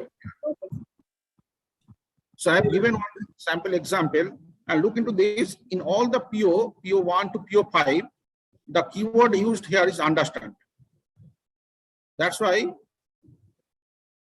it is said that at what level of Bloom's taxonomy you are basically you're giving to your student.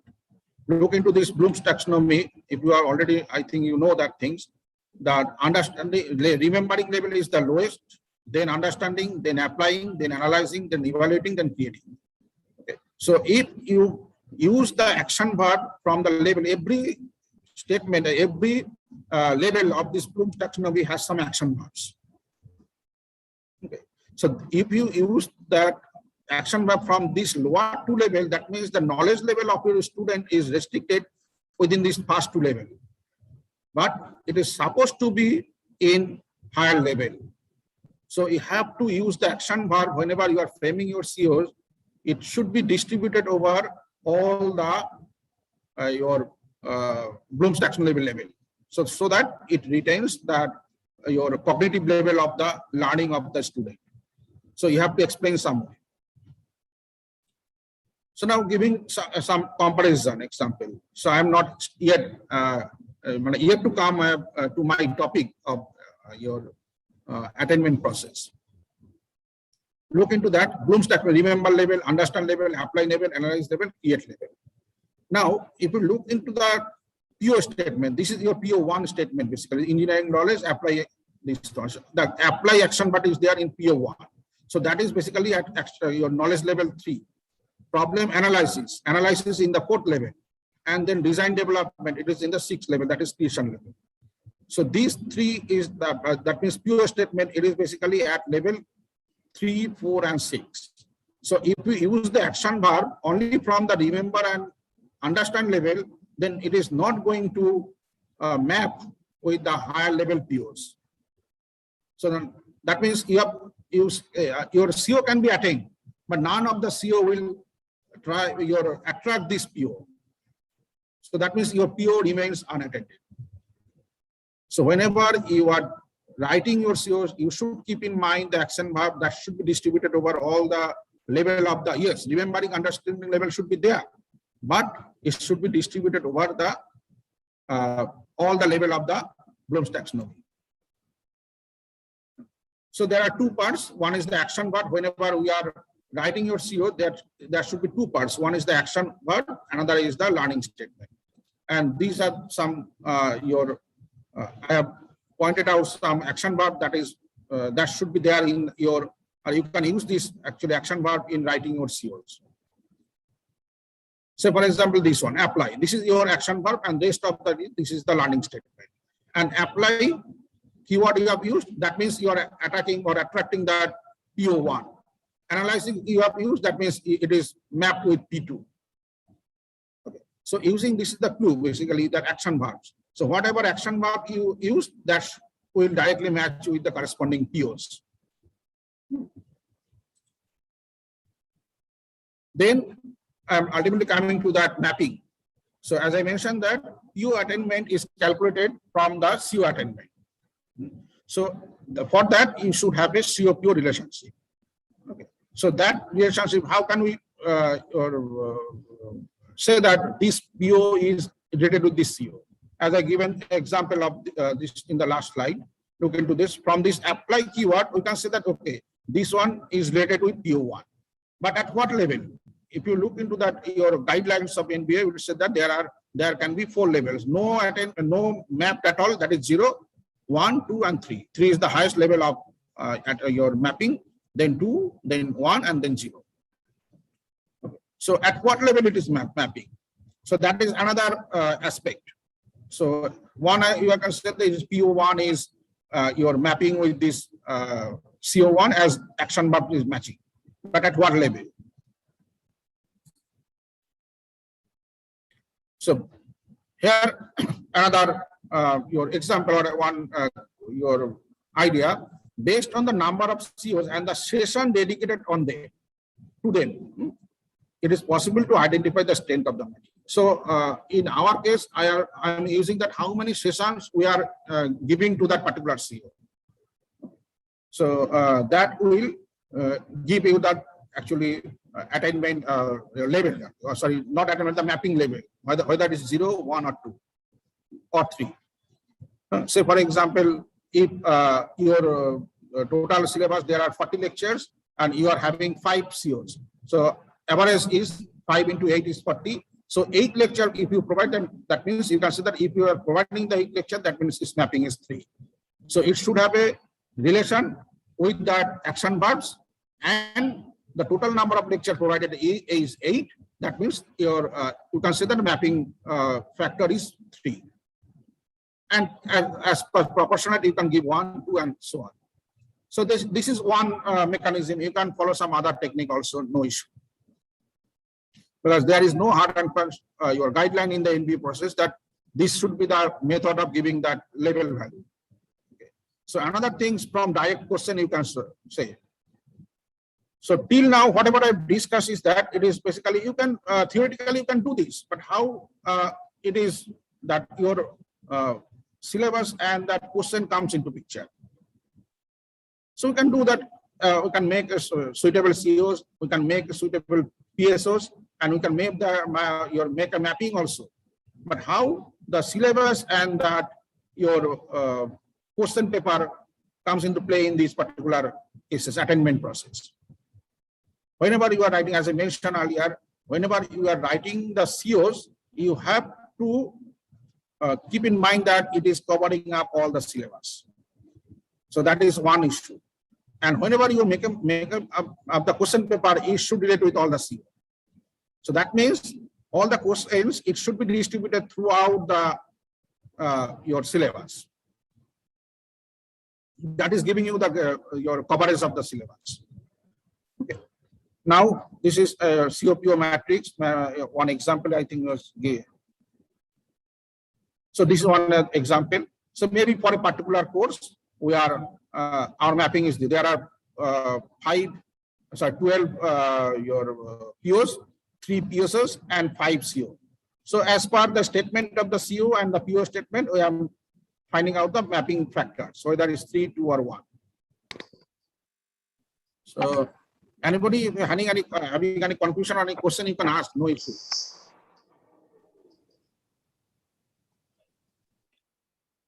And if there is no relation, we can put a 0 or we can give dash also. No issue with that. Okay.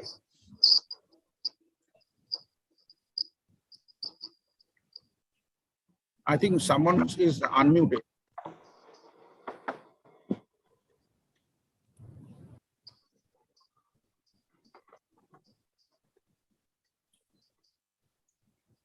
Okay.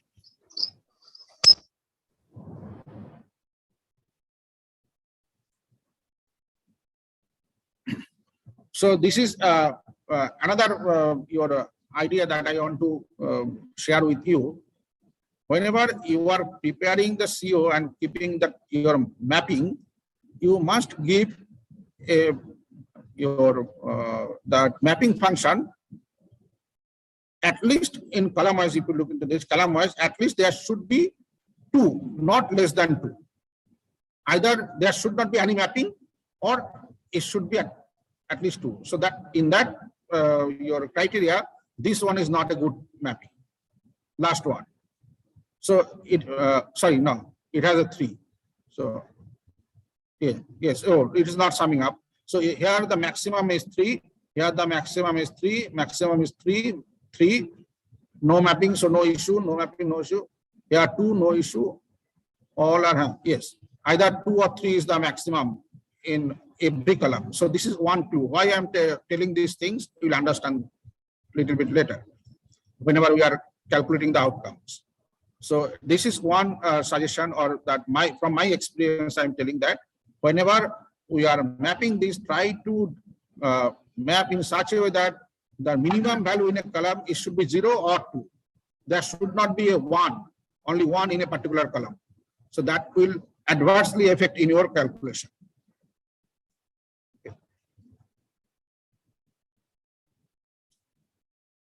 So I think these things has been discussed in details also by some other speakers, that your COPO mapping. Now, alignment of assessment to COs and hence to POs. Some example. Look into it. So I am not the expert of civil engineering. I've taken these things from internet. So mixed proportioning. So mixed proportioning is a process of arriving at suitable proportions. I'm not reading these things. Now look into the, I'm directly going into that, your things, what I want to establish actually. Look into that. PO statement is this one. So it is telling about apply the knowledge of mathematics, science, engineering, fundamentals, and an engineering your specialization to the solution of complex engineering problems. So this is your PO statement, PO1 statement.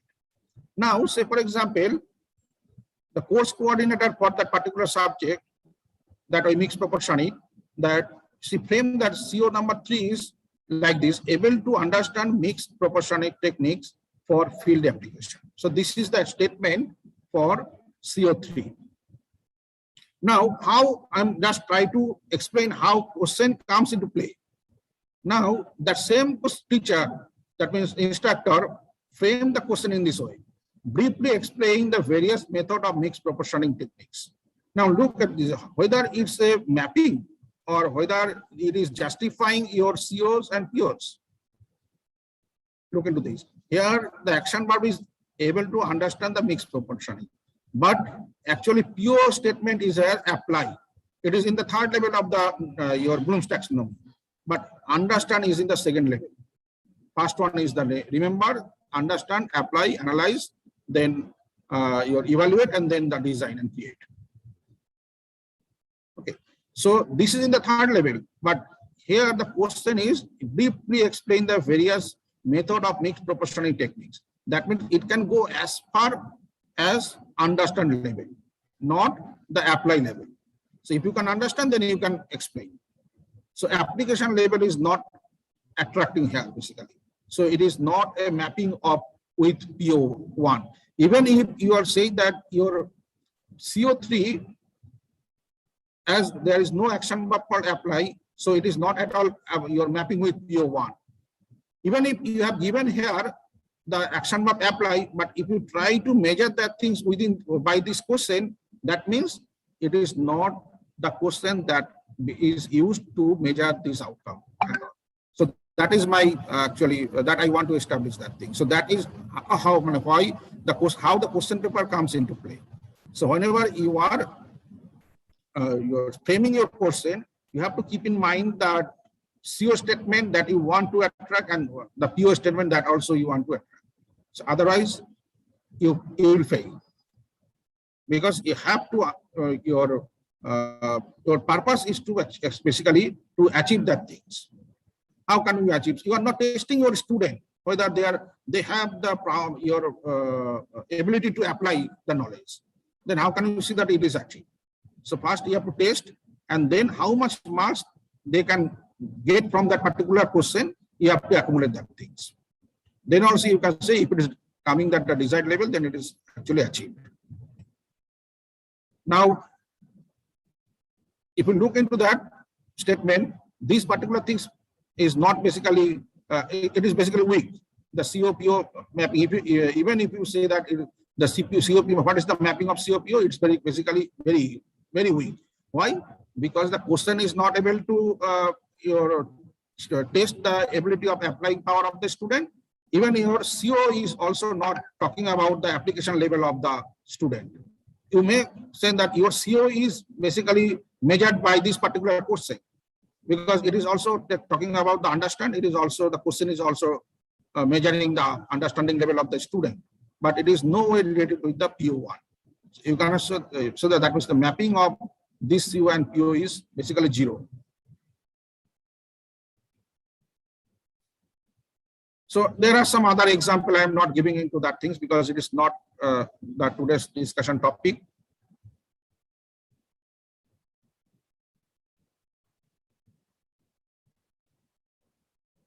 Now the CO's discussion summary, if you look into this, able to understand the mixed proportional technique for field application, look into this. Here action verb understand is used. That means it is neither your mapping with PO1 or 2 or 3 or 4, because PO1 is you're talking about application level, PO2 is analyze level, PO3 is design level. So you have to keep in mind these things. Not only that your action verb, but also to the question paper when you are framing, whether it is actually going into that particular action towards the action verb or not. So for example, your action verb you is apply, but you are testing the ability of remember level or the understand level. So that is not going to do anything with that.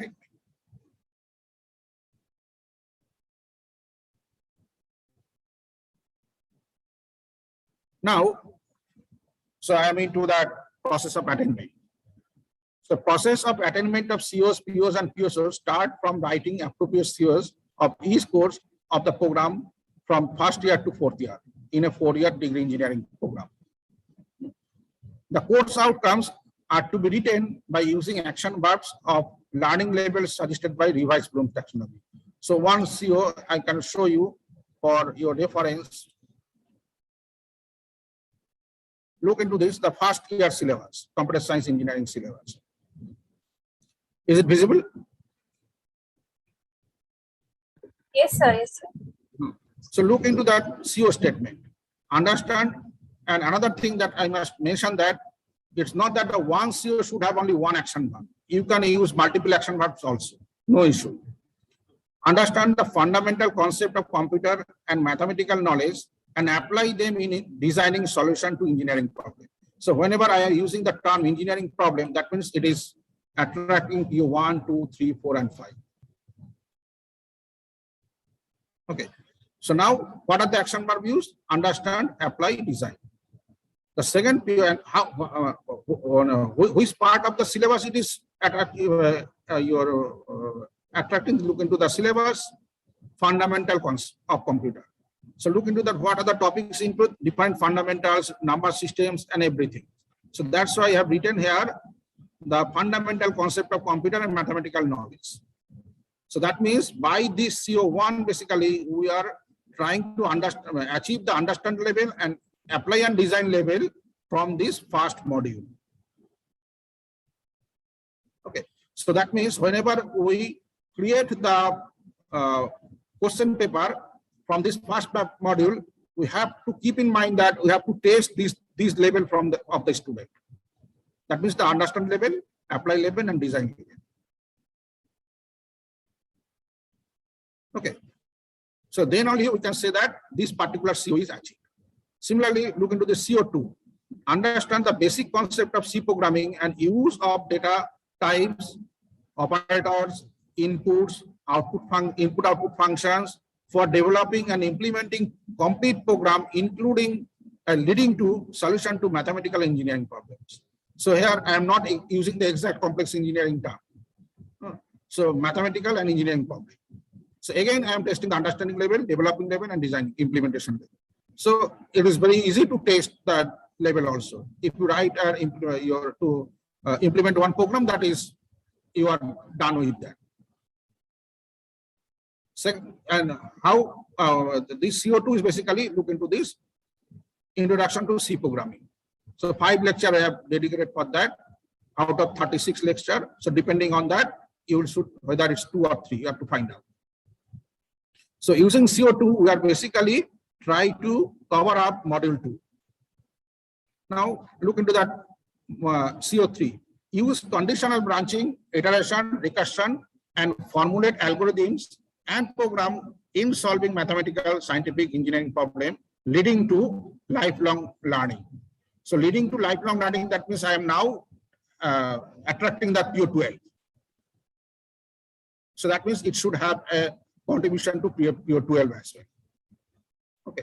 So what are the action verb used? Use action verb is used, formulate action verb used, and solving action verb used. And using this CO3, I am trying to covering up module 3. Okay. Now, understand the concept of arrays, pointer, file, and dynamic memory allocation, and apply it for program solving, and also create new data type using structure, union, and enum. So here, understand, create, and apply. Create is the action verb that is in the top level of the Bloom's learning technology. So I am distributing all the action verbs starting from the lowest level to highest level. Okay. That means using this particular subject, I am actually making our student to having acquire knowledge starting from the base level to the top level. So if you write only that, your task is not finished. Whenever you are framing your question, you have to write the question or frame the question in such a way so that it will actually test this level. You have written your action verb create, but you are only testing that understand level. That means it is not appropriate. Okay. So by this CO4, we are basically covering up this structure, union, array, pointer. This module 5 and module 6. Okay. Now understand how to decompose a program into functions and assemble into a complete program by means of modular programming, possibly as a team. So possibly as a team means whenever I am team, that means I am attracting PO number 9. PO number 9 is talking about working as a team. Okay. So by this PO, rest of the module is basically covering up. The function module. Or is the function module? This one. This module is basically covering up. So, whenever that means, whenever you are framing or you are going to frame your question, you have to keep into that. We are try to test CO1. That means we have to give some question from CO1. That means you have to choose the curriculum or the syllabus from module 1, because here it is talking about module 1 and the action verb. So two things you have to keep in mind. One is the action verb, another is the which module. Okay, so that way you will be able to justify your COs and your curriculum and your student ability to understand or that your cognitive level.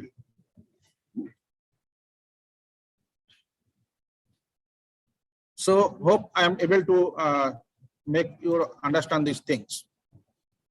So another your link is provided for Bloom's revised taxonomy. So this is your revised taxonomy. Now that 6th level that I already mentioned, and these are some action verbs that are there in the level. So this action verb is that your remembering level. This action verb is actually understand level. This one is the apply level. This one is the analysis level. This one is the evaluation level, and this one is the create level. So these are the your action verbs of different level. There may be some action verb which is common in different levels. You have to use that things your judiciously.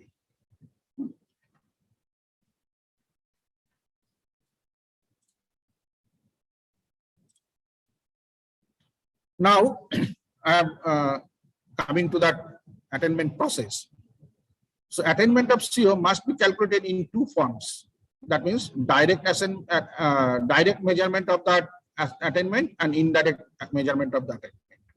So that means CO attainment, whenever you want to measure the attainment, whether it is attained or not, there should be two parts. One is the direct attainment, another is the indirect attainment. What is the direct attainment? Direct attainment means whatever you are measuring directly from the test. So far we have discussed about the question paper. So question paper means basically it is not only the end semester. The assignment, quiz, everything is part of this. Okay. So your class test, everything part are in the part of the direct measurement technique. Okay. And second part, indirect measurement, is simply by the feedback from the stakeholder. As I mentioned, that feedback is also important. Okay, so from feedback of the student, you should find out the indirect attainment process. Okay, and it should be combined into 70:30. That means 7:3 ratio. That means if the attainment is 3, direct attainment is 3 and indirect attainment is 2, then 70% of 3 plus 20%, 30% of 2 will be your the attainment of this. Sorry, no, it is not 70-30, it is 80-20%, I think. It is 80-20%. 80% is direct and 20% is indirect, I think. Okay. So look into that. Direct attainment is measured by means of internal examination, assignment, end semester examination. And indirect attainment is measured from the feedback of stakeholder. Okay. So here in our institute, we basically use the student feedback on, not the teacher's feedback on others. So you have to explain why you are not taking that things. So I may say that the faculty's feedback is always 3 out of 3, or it's something maybe biased like that. Guardian is not in such a position to give that feedback because most of the guardian is not able to understand the things. Okay, an employer, I think it is very much difficult to get that feedback from the employer for every subject. Even if it is possible for the PO feedback, but CO feedback from employer is actually next to impossible. So we are only calculating the feedback from the student. Now, second thing is that how can we say that it is attained? Look into this. Attainment level 1, 2, and 3. There are 3 levels, 1, 2, and 3. So first thing is that there are 2 levels of setting. Look into this. One is that 60%. So first thing that you set up a benchmark or threshold value. What is the minimum percentage of marks that you consider in attainment? So for example, out of 100, if a student get more than 60, that means 60% marks, then only I consider that student that it is attained the value at all. And if it is less than 60%, then it will not consider that things as it is contributing in the attainment process. That means the learning of the student is not up to the mark. So first thing is that, what is that threshold value? I have as an experimental value or maybe an example value, have your setting it 60%. It may vary from subject to subject. It's not that it should be fixed for each and every subject. Depending on the difficulty level of the subject, you can change the attainment threshold value. So this is the threshold value. And then you have to find out how many percentage of student crossing that threshold. The first thing is that setting up the threshold. And second thing is that how many percentage of students are crossing the threshold value. If that percentage is 60%, then I tell that it is attainment level 1. Okay, and if that percentage crosses 70%, then I will tell that it is attainment level 2. And if it is 80%, then we will tell that it is attainment level 3. So that means if 80% of students get more than 60% marks, it is attainment level 3. If 70% of student gets more than 60% marks, then it is attainment level 2. If 60% of student get more than 60% marks, then it is attainment level 2. And if it is less than 60%, that means no attainment at all, 0.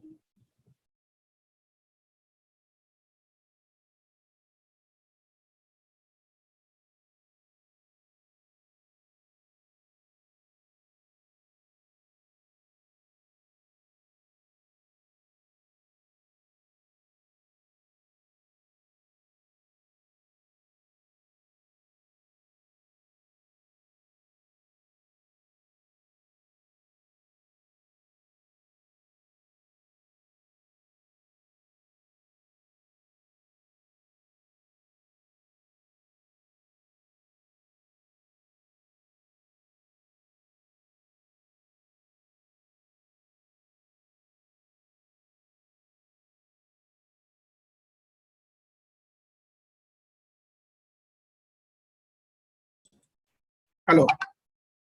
Yes, sir. Yes, sir. So again, I got disconnected. Yes, sir. Yes, sir. Okay. So, যা বলছি বোঝা যাচ্ছে তো নাকি? হ্যাঁ, sir বুঝে যাচ্ছি। So if you have any confusion or any your question, you can stop me at any point. No issue. Okay, okay, sure, sir. Sure. Anybody have? So equal distribution of all the COs in a semester, considering all the assignment. So means that maybe in a particular semester you are distributed 3 number of assignment. Okay, so your marks should be so distributed that, so say 20% of question if all three, combining all the three assignment, 20% of the your question should be for your from CO1, 20% from CO2. It is not a fixed rule. I am proposing these things, or I am doing this practice in my institute, and that's why I am telling with you. That will be easier for you to actually find out the attainment process. Otherwise, what you have to do, say for example, you have to explain. So if you say taking that CO1 is 10%, CO2 is 30%. Now, so why you have keep that less number of questions from CO1? So in order to avoid such type of queries, what I do, I actually consider equal distribution of COs. So no question arises. Now I am not prioritizing any COs. All are equal, and that's why I fixed it to 5 numbers so that it can equally distribute it to 20%, 20%, 20%, 20%. That is another result of taking 5 COs. Okay. So if it is 6, then it is very difficult to distribute equally. Fraction will come. And if it is 4, it is too small to cover up all the curriculum. As I mentioned, that every CO should attract some portion of the curriculum, or sorry, syllabus. So if it is 2, it is very difficult to cover up all the syllabus. So that's why I keep it 5. So that is that equal distribution of CO means. So maybe that your first assignment contains some question, more question on CO1 than CO2, but it should be covered up in subsequent assignment, so that at the end of the courses or end of the semester, your all the CO distribution is same, 20%, 20%, 20%, 20%. So, and you have to explain in this way that at the after the publication of result, all the departmental faculties sit together for calculation of the attainment, and here we will decide these things. And at that point, we have to accumulate the total CO distribution, and it should be actually 20%, 20%, 20%, 20%. It may so happen that in assignment 1 or in class test 1, more question is from CO1, obviously, because our CO1 is from module 1. So whenever we are taking your question, obviously there should not be any question from CO5 or CO4. Whenever you are taking the first assignment or that your first class test, but we are not covering up that particular question. So at the end of the semester, it should be equal. That you have to keep in mind. And that particular, even if you are not doing that in practical, for showing purpose for the assignment, you have to keep some sample question that should support your whatever you are telling. Because I am telling that documentation is very much important. So your document will speak for you. They will not ask a single question. NBA evaluator, when it comes to the department, they are not supposed to argue, or they're not supposed to ask any go in argument type of argument. Why you are not doing these things? Whatever you are telling, whatever you are giving in the SSR, you have to, or SAR, you have to defend that things. Nothing else. So M number of class or slot tests are taken in a semester. Maybe say 2 class tests you are taking, or maybe 3 class tests you are taking. Okay. So that is again equal CO distribution. That means considering all the tests, your proper CO distribution should be there. Otherwise, it is very difficult to defend. Another assumption is that equal distribution of COs and marks obtained in end semester examination. All the faculties should keep in mind to distribute the COs evenly as far as possible. I think Professor Devashish Dey has asked one question. I was just entering at that time, but I missed that question. I have not actually seen that actually heard the question, but Professor Bari was answering that. From that, I guess that things. This question is basically that how we are end semester marks regarding the end semester, how we are distributing these things. So maybe these particular things addressing that particular question. So for affiliating college, it is very difficult to find out that your marks distribution, how much marks it is getting. Even if it is an autonomous college, then also it is very difficult. Why? Because end semester result, whenever we are debating for your not making it biased, what we are doing basically, we are masking the front page. So whenever the script comes to our hands, we are just putting the marks without seeing the name or roll number of the students. So how can we know that how many marks is particular for a particular CA student particular gets? It is very difficult to identify. Even we are distributing the your question paper within inter-college. Maybe that our script is evaluated by some other college, maybe faculties of JIS college, and JIS college script is evaluated by us. So it is very difficult to identify the marks obtained in a particular stream. So to keeping that, we are thinking in different angle. So instead of calculating how much marks is taken or achieved by a particular student, so we should go in reverse direction. We will distribute question in such a way that in final semester, all the questions should be equally distributed amongst the CO. That means 20% question from CO1, 20% from CO2, maybe it is 21 or 19, but it should be equally distributed to some extent. And we consider it's a hypothetical concept that will assume that after, say, for example, evaluation of the marks, out of 70, a student got 60 marks. So what we can assume that each marks is equally divided into all the COs. It's your near approximation. So you may not be achieve the actual value, but near approximate value we can reach always. It's something that those actually, if we compare with the greedy method and dynamic programming, greedy method is always giving you the approximate, maybe, but dynamic is always giving you the exact optimization. So something like that. So we always but greedy method is already exist, because though it is not given, there is no guarantee that it is giving the optimal solution, but it is exist. Some people are still using that greedy method. So I am using that from that angle on. So what we are doing, we are taking the total marks that obtained by the student, equally divide it into 5 parts, and that is the contribution of CO1, 2, 3, 4, 5. So I'm able to explain this concept. So look into that. First thing is that in assignment and your class test, your CO is distributed evenly, and your end semester also CO is distributed evenly. So there is no difference in that.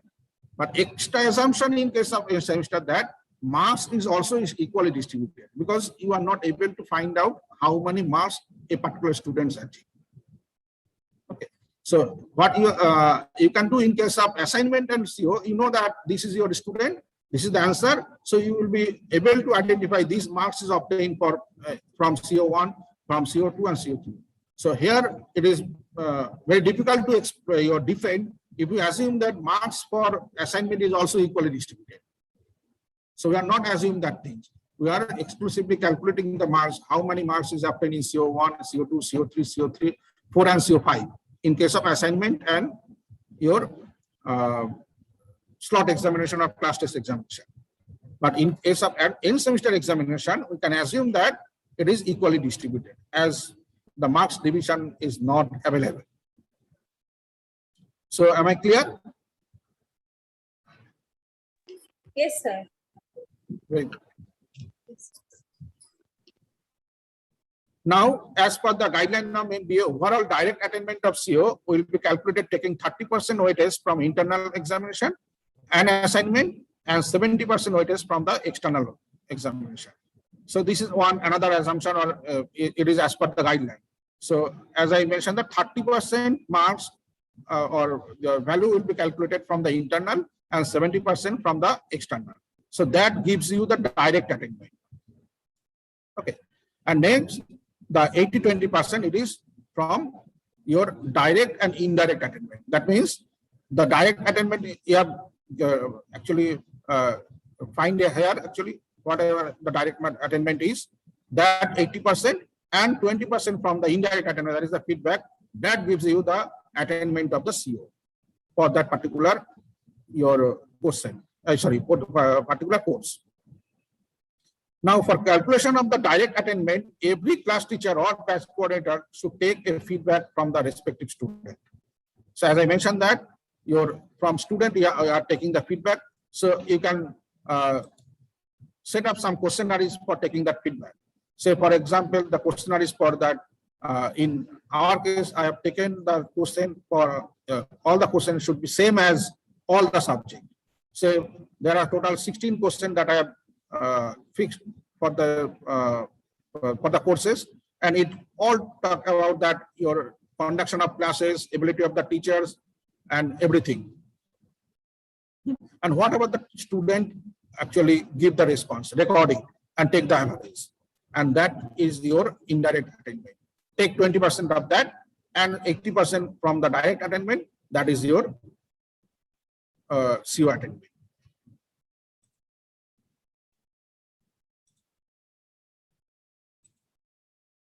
Now, target setting. So as I mentioned that whether it is achieved or not. As per the guidelines of NBA, at the beginning of every semester or start of the new batch, it is to actually the target level has to be fixed. So for example, you can fix that 0.7 or 70% is your, or in terms of level, it is 2.1. 70% means as that your attainment level is up, highest is 3. So that 70% of that is 2.1. So 2.1 level is your target value. So after at the beginning of the semester, you have to set this level. So this is your level, target level. And at the end of the semester, you calculate that level and check whether it is crossing this 2.1 or not. If it is equal to or greater than 2.1, that means you have attained the outcome of that particular course. Otherwise, you have to take measurable action to achieve that target value in the next semester. Maybe you have to change your teaching learning process. Maybe you have to incorporate some more extra classes. Maybe you have to take some remedial classes. Maybe you have to incorporate some modern tools to make that student more things more understandable like this. Or as I mentioned that you can reduce the target level by putting sufficient strong logic behind that. So maybe you are telling that this subject is tough compared to the other subject in the semester or in the course. And the average result of this particular course is very poor. So that's why maybe we have set a higher target for this particular value. So this time we are reducing the target. So next year, now you say that that revised target is achievable or not. If achieved, you are done. If not, then again you have to take some measurable action. And target for each CO may be different. It's not that every CO can have the same target value. You can put different value. So depending on the your statement of that particular CO. Say for example, understand level or remember level CO, it can be, the target can be high, 2.1, 70%, even 80%. For create level, it may not be 70% level because not all the students have that creating particular ability. So every action should have sufficient explanation. So next comes, so hope I am able to understand, make you understand about that CO attainment. Next comes the PO and POS attainment. PO means basically, as I mentioned, that it is actually same level. Program outcomes are one step broader statement than COs. That describes what students are expected to know and be able to do upon graduation or after 3 to 4 years of graduation. In some cases, it is told that it is after 2 to 4 years of graduation. Program outcome and program specific outcomes attained through the attainment of COs. This is called direct attainment of POs and PSOs. So that means whatever value you find out from the direct your CO attainment, that is termed as the direct attainment of POs. And again, indirect attainment means you have to take feedback from the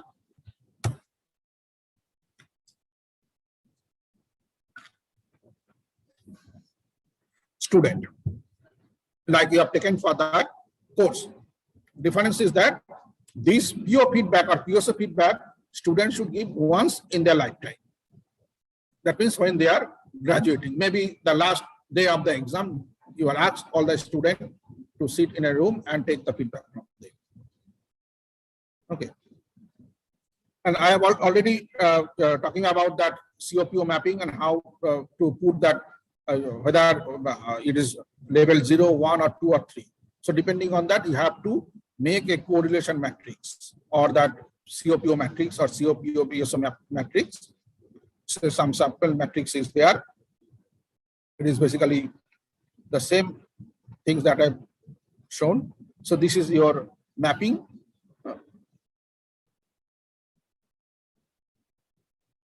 These are the POs, this is PSOs. Now, with this, how can we calculate the PO? The CO attainment value as computed earlier, let's call it table 1. That means we have already calculated the CO attainment. Say it is 2.1 or say it is 2. That means so CO attainment means basically CO1, CO2, CO3, all that 5 COs attainment values we are having in our hands. That is stored in table 1 maybe. And another thing is COPO mapping that I have just shown. It is that matrix. Now, similarly, we have that COPSO matrix also. That is basically same table. PO mapping and PSO mapping. Same table because the first 12 column is the PO mapping and next 3 are the PSO mapping. Now, say for example, if attainment of CO for the course CO1 is 2.3. Say CO means basically we are assuming that it is CO1, CO2, CO3, CO4, CO5. All are same. So that's why I am putting here the CO attainment as 2.3. Maybe an example value. Now, how to calculate the PO attainment of that particular? Look into that. Maybe the PO and CO1 is your mapping is a 3. If that is the case, then it should be 3 into 2.3 by 3. So it is 2.3. As the mapping is 3 with that CO1 and PO1, so it should be 2.3 also as it is 2.3. And if the mapping is 2, then it is 2 into 2.3 by 3. So that is 1.53. And if it is 1, then it is 0.77. Look into that. That's why I told you to avoid 1 in that table. So if it is 1, then look into that. If his attainment of that particular course is 2.3, that particular contribution to that particular PO and PSO is only 0.77. And that has an adverse effect on that overall attainment of the PO. Okay. So this formula is, you understand, I think. This value 2.3, it is basically, I am not saying, so maybe it is CO1. So CO1 is this 2.3. So now from CO1 and PO1, the mapping value is 3. Then it is that particular PO1, I should say that it is also 2.3. And if the mapping function for PO3 is 2, then actually in proportionate of 2, out of 3 it is 2.3. So out of 2, what is that particular value? It is 1.53. And at that mapping value is 1, then it is 0.77.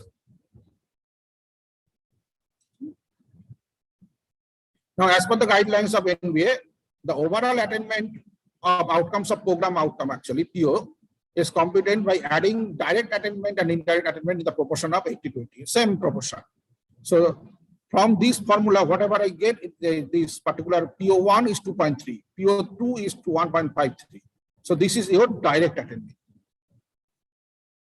So that is your direct attainment. You have to take 80% of that and 20% come from the feedback. So these 20% and 80% you have to combine. That give you the attainment of that particular PO. Okay. And similarly, you have to find out the attainment of all the POs and PSOs. Okay. For determining indirect attainment of POs and PSOs, NBA suggests students exit survey. So coordinator say co-curricular activities, extracurricular activities, all you have to take into consideration. But we will consider only the student survey, exit survey. The coordinator or the head of the department may take that survey from the student, and that is similar to that CO attainment case. You have to put it and take the average as the indirect attainment of the CO. That 20% of that you have to calculate.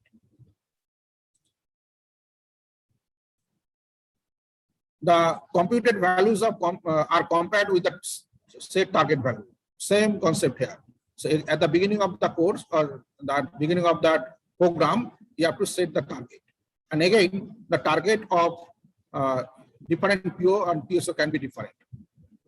And you have to compare that at the end of that your program, whether the target is achieved or not.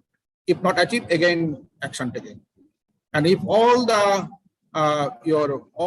target is achieved for all the POs, then your loop is closed. That loop that I've shown in the beginning of my session.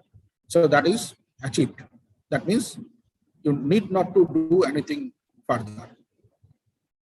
You can enjoy your curriculum structure till you are not changing your mission of the institute again. Okay. So one sample curriculum is this questionnaire is very direct question. Basically. Look into that. If you look into that,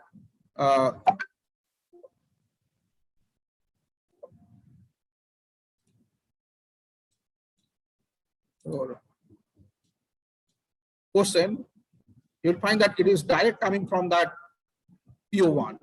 So I carry fundamental knowledge in mathematics, science, engineering, and humanities. So it is basically a statement of the PO1. So if the student think that he carries, then he will put the marks. So maybe some marks is given, and we will accumulate that things, and average comes to 2.21. So that is your indirect what I tell that indirect attainment. So this may be that your the value that is given by the student.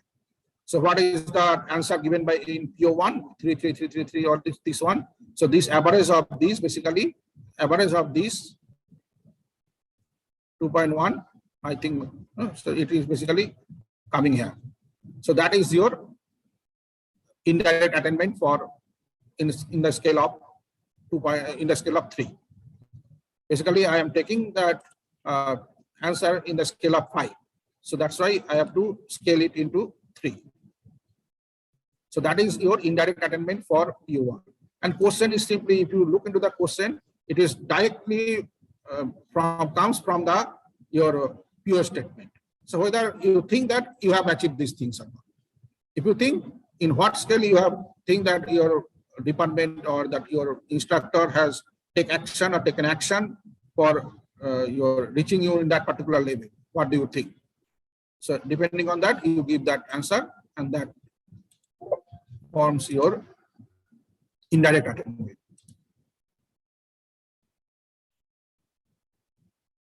So then if we summarize this, basically, the assessment should be in alignment with the COs.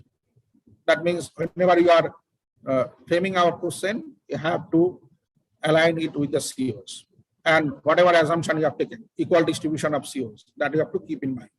Question paper should be so set to assess all COs.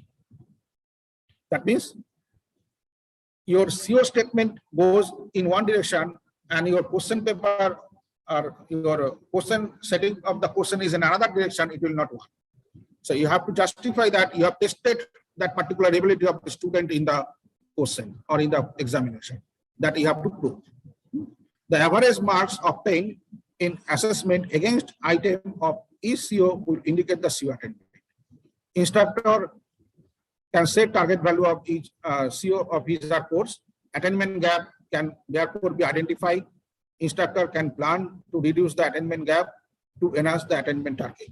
So these all we have discussed. Then another thing that I missed out, or rather I intentionally have not mentioned, I'll take part or I'll cover it in during that your second session today. because second session I will try to do something in practically. I show you some result, some hypothetical result, and try to find out the attainment. So that will make you understand these things in more details. So that times I will think or explain that things. What I mean that this point, sorry, the maximum, not the mathematical average contribution of COs in any course should be considered in pure attainment. So how, so as I said that there are 5 COs in every course.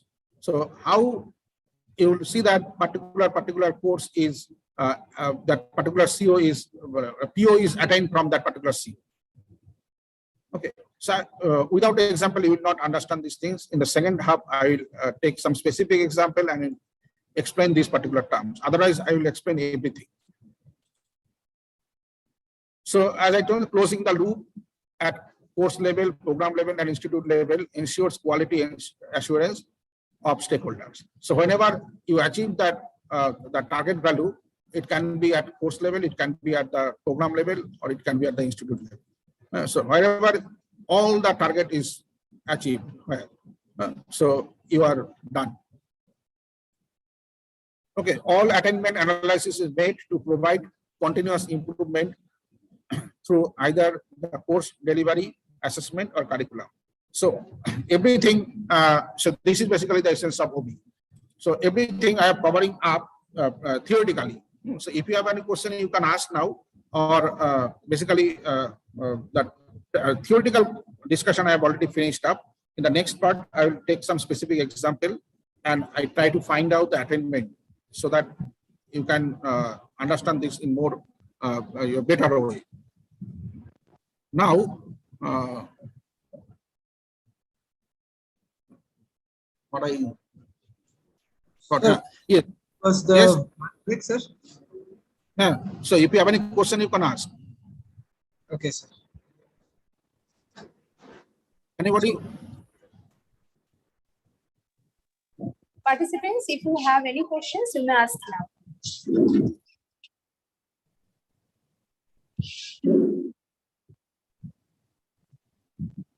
I think I am within time. 1:15 is your time, no? 1:15. Yes, sir. Yes, sir. Yes, sir. So, sir, then we will go for a short lunch break. Okay, sir. So after the lunch break, we'll start the next session. So participate At what time? at 2 p.m., sir. 2 p.m. Okay, no issue. 2 p.m. So participants, please join with us at 2 p.m. Thank you, sir. Okay, thank you.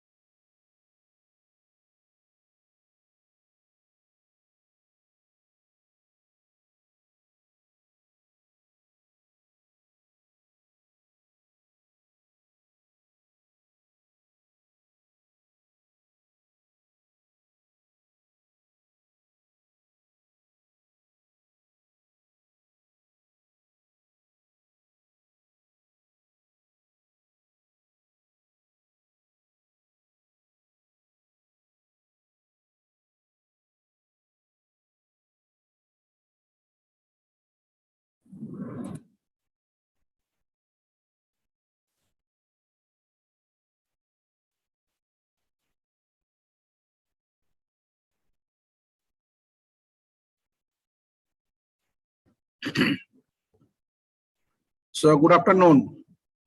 Good afternoon, sir. Good afternoon, sir. So let everybody join, then we will start. Okay, sir. Sir, after just 2 minutes, sir. After 2 Yeah. minutes, yes, sir. So let them join. Okay. 45 minutes for lunch is too actually Short. short. Yes, sir. Okay, sir.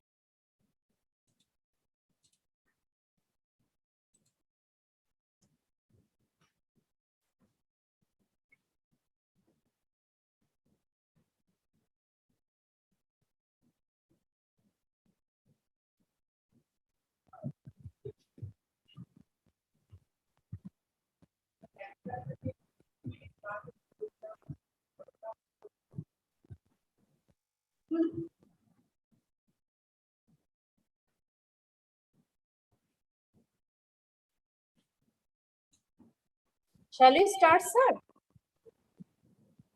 It depends on you. কারণ আমার কোনো অসুবিধা নেই, আমি wait করতে পারি কিছু, কারণ এখনো কজন পার্টিসিপেন্ট জয়েন করবে। হ্যাঁ, আরো জয়েন করবে। So let them join. Okay, sir. Okay, sir.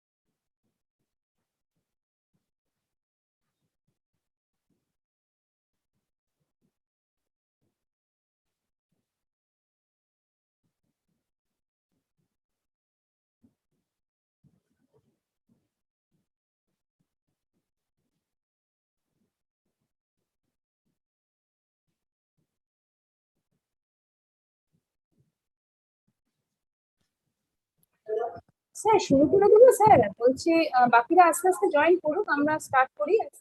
হ্যাঁ, কোনো অসুবিধা নেই। Okay, sir.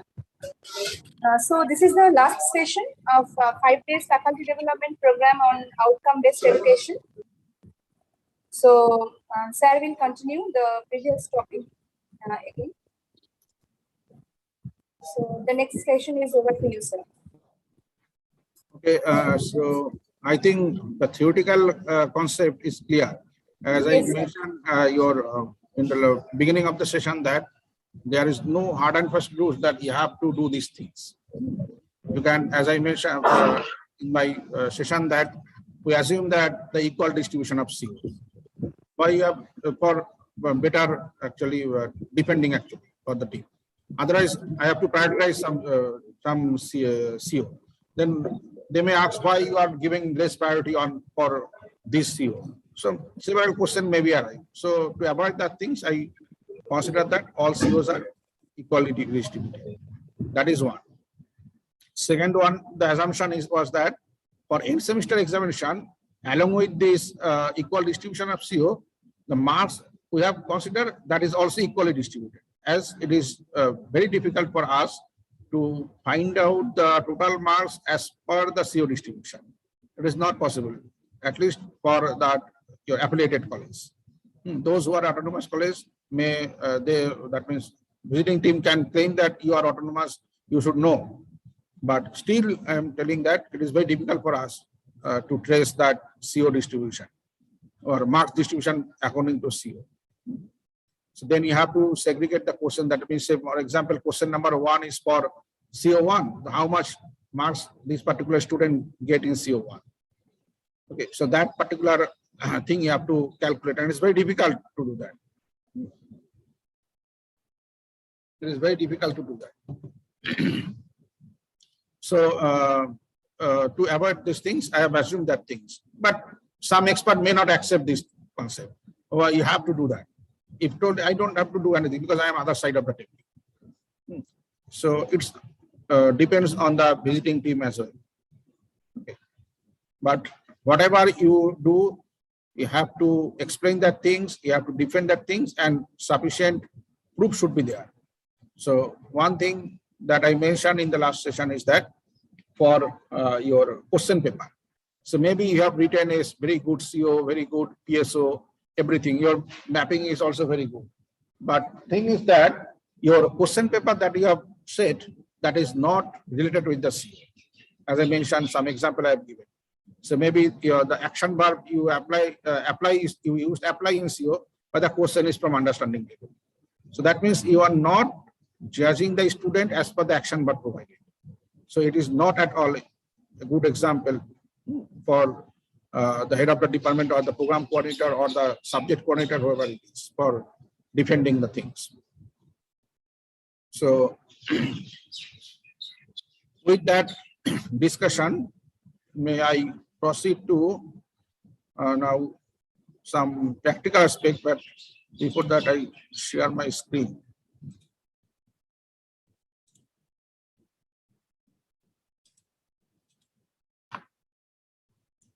Now I have actually taken one Excel and it's completely arbitrary. May not be that value that is put, it will come accurately, but just take it for an example.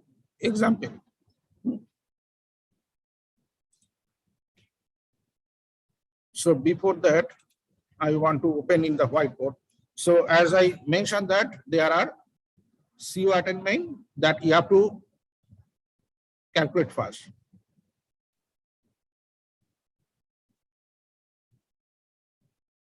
This CO attainment you have to calculate first, and PO attainment or PO assignment will be through this CO. So there are two parts. One is the direct, another is the indirect. Okay. So how many percentage it involves? It is 80% and it is 20%. And what are the further division? Indirect, it is internal and external. What is the contribution? It is internal is 30%, external is 70%. And what are the attributes here? It is class test and assignment,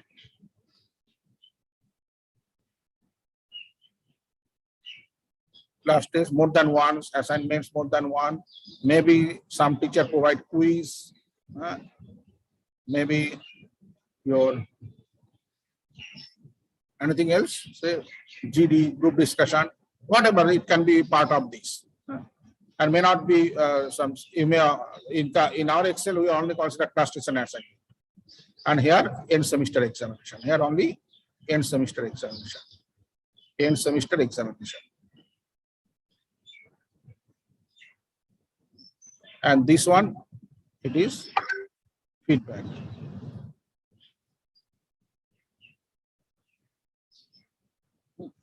Feedback of all stakeholders.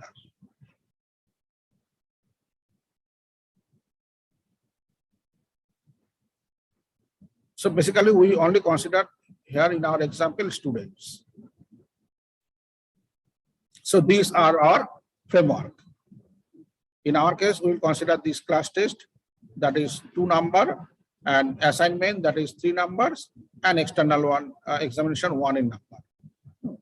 So this is our your that scenario. Now look at this example. Now I have actually given some sample student, total number of student maybe 140, so maybe we make it 100. So look into this. This is the slot marks. Out of 30, how much he has secured? Maybe it is completely random number. I have generated a random number, I put in there and then copy paste. So here the second slot, what is the marks out of 30 you get? Here say attendance, it will not come into our your picture because attendance will not take will not consider in the attendance process. This is the teacher's assignment assessment. So this assessment basically it comes from the quiz, assignment, whatever you take, class test. Sorry, not class test. Class test is already included here. So quiz, assignment, GD, whatever you are taking, that is coming from here. So all are added up to find out this particular internal marks out of 30. So now the another thing is that another assumption that is not in our PPT. Say university provide you grade, say A, D, O, E like this, but a student who got A, his marks can be from 70 to 79. So he may got 70 or may got 77, may got 79. So whatever the case, it grade is A. So how can you know that in semester marks? Even for autonomous college, it is not possible to know the exact marks. So you will find that gap. So it should be from 70 to 79 or from 80 to 81 like this, 80 to 89 like this. Okay, now I have actually assumed something. So if it is A, then I take the mean of that particular range, 75. So without loss of generality, I can consider. Say for example, even if the student got 70, I consider it 75. Even if the student got 79, we consider it 75. So depending on the grade, I have segregated the things. If it is A, then it is 75. All A is replaced by 75, regardless of the actual marks he has given, actual octave. If it is O, I consider it is 95. So this assumption, I have not included in that PPT. Because somehow we have to replace this grade by this particular marks. Now out of this, your 100 marks, you even don't know this out of the 100 marks. Actually, it is basically not end semester marks. It is end semester plus your internal marks. Now this is your internal marks. So it depends on the attendance, the teacher's assessment, that means the assignment, quiz, etc., and these test, class test. So it sum up to 23. So what is the end semester marks? Then we assume that this minus this. So this is a 52. Okay, so that things you have to work out. So this seat is completely arbitrary. So I have put some random number just to show. Okay, now you will say, as I assume that the total number of student is 100. So maybe this is your slot test marks. You will find that 100 marks is there. So up to 100, as I have considered that it's automatic auto-generated. Okay, this is also the second slot marks. This is your assignment marks. Again, I am telling that it is all a random number.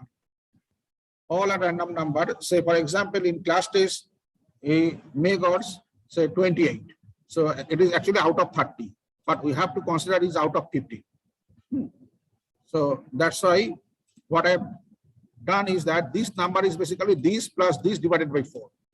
Why 4? Not 2, because here it is out of 30, but we have to make it out of 50. So average of 2 class tests, it is this plus this divided by 4. So that is your option. And then we are taking the sling. Sling means basically if it is 4.1, then it would be 5. Always advantage is student. Even if it is 4.1, then it is 5. If it is 14.1, it is 50. Okay. So this is your out of class test marks out of that 15.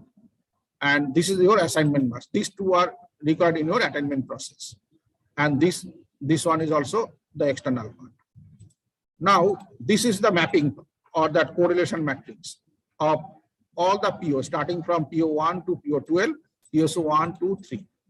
And these are the particular subjects. Say, for example, I have arbitrarily have chosen 1, 2, 3, 4, 5 subjects.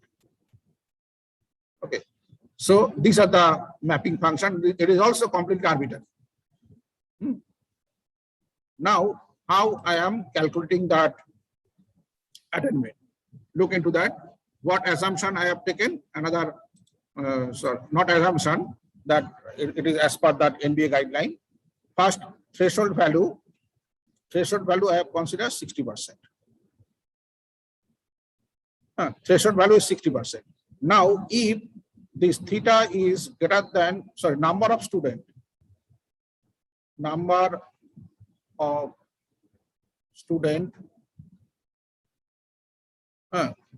greater than this 60% means if it is greater than 60%, then it is 1.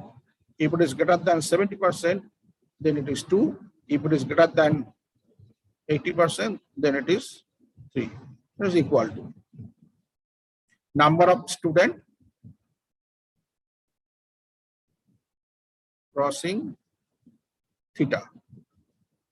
If it is 60%, 70%, 80%, then 1 to 3. That was the guideline, NBA guideline. Now, look into this.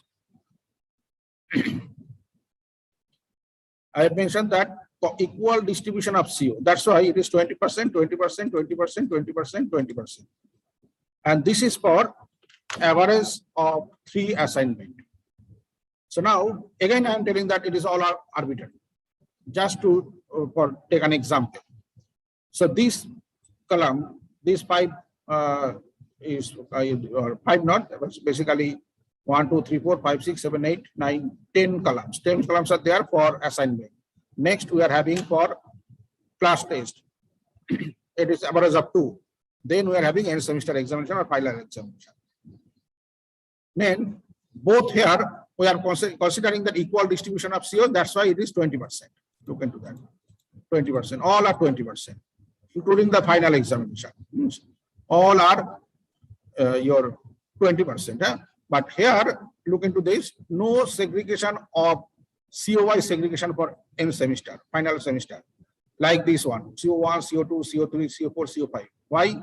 Can anybody tell why this is not segregated as CO1, CO2, CO3? Anybody?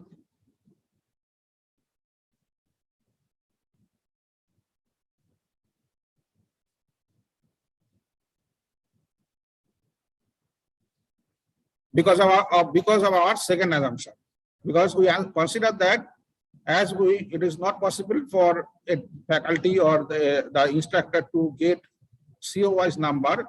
So we consider that the total marks is divided equally amongst the CO. So we don't have to say, calculate separately for all the CO. If CO1 attainment is equal to CO2, is equal to CO3, is equal to CO4, is equal to CO5. So the separate your column is not required. So whatever there, we'll consider it as a CO attainment. That means CO1, 2, 3, 4, 5, all are equal. Okay, and that is total marks is 100. Okay, and as it is equal distribution, that's 100 marks is divided into this one. 20, 20, 20, 20, 20, that means 100%. Okay, so now if we come here, so and look into that, here CO1, CO2, CO3, CO4, CO5 is not equal marks. That means faculty has to calculate out of this 100 marks, maybe how much percentage he got in CO1. So maybe question number 1 is for CO1, question number 2 is for CO2, question number 3 is for CO3, and so on. So that means how much he got into CO1, and it is not a single assignment. It is considering all the assignment in the semester. So that means you have to sum up all the marks from assignment 1, 2, 3, 4, n number of assignment. What is the total marks? That is he particular, and that total marks should be 20% of the total. Total. That means if you consider the total marks of all the service as 100, then 20% of that is for CO1. So that is the things that you have to keep in mind during framing of question paper. And this is after accumulating the marks when you are checking the answer or assignment.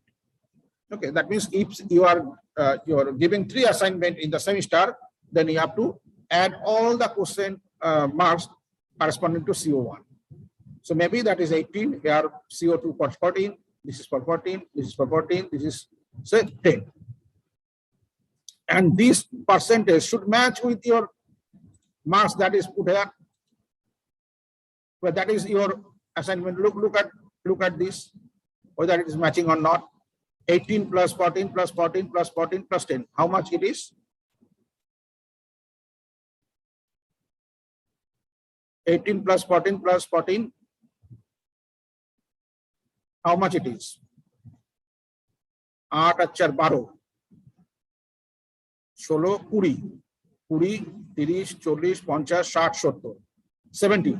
70. So it is 70 out of 170. So it is 7. Out of 10, it should be 7. Look at this, it is 7. Okay, so it should match. Otherwise, everybody will say that it's a completely arbitrary.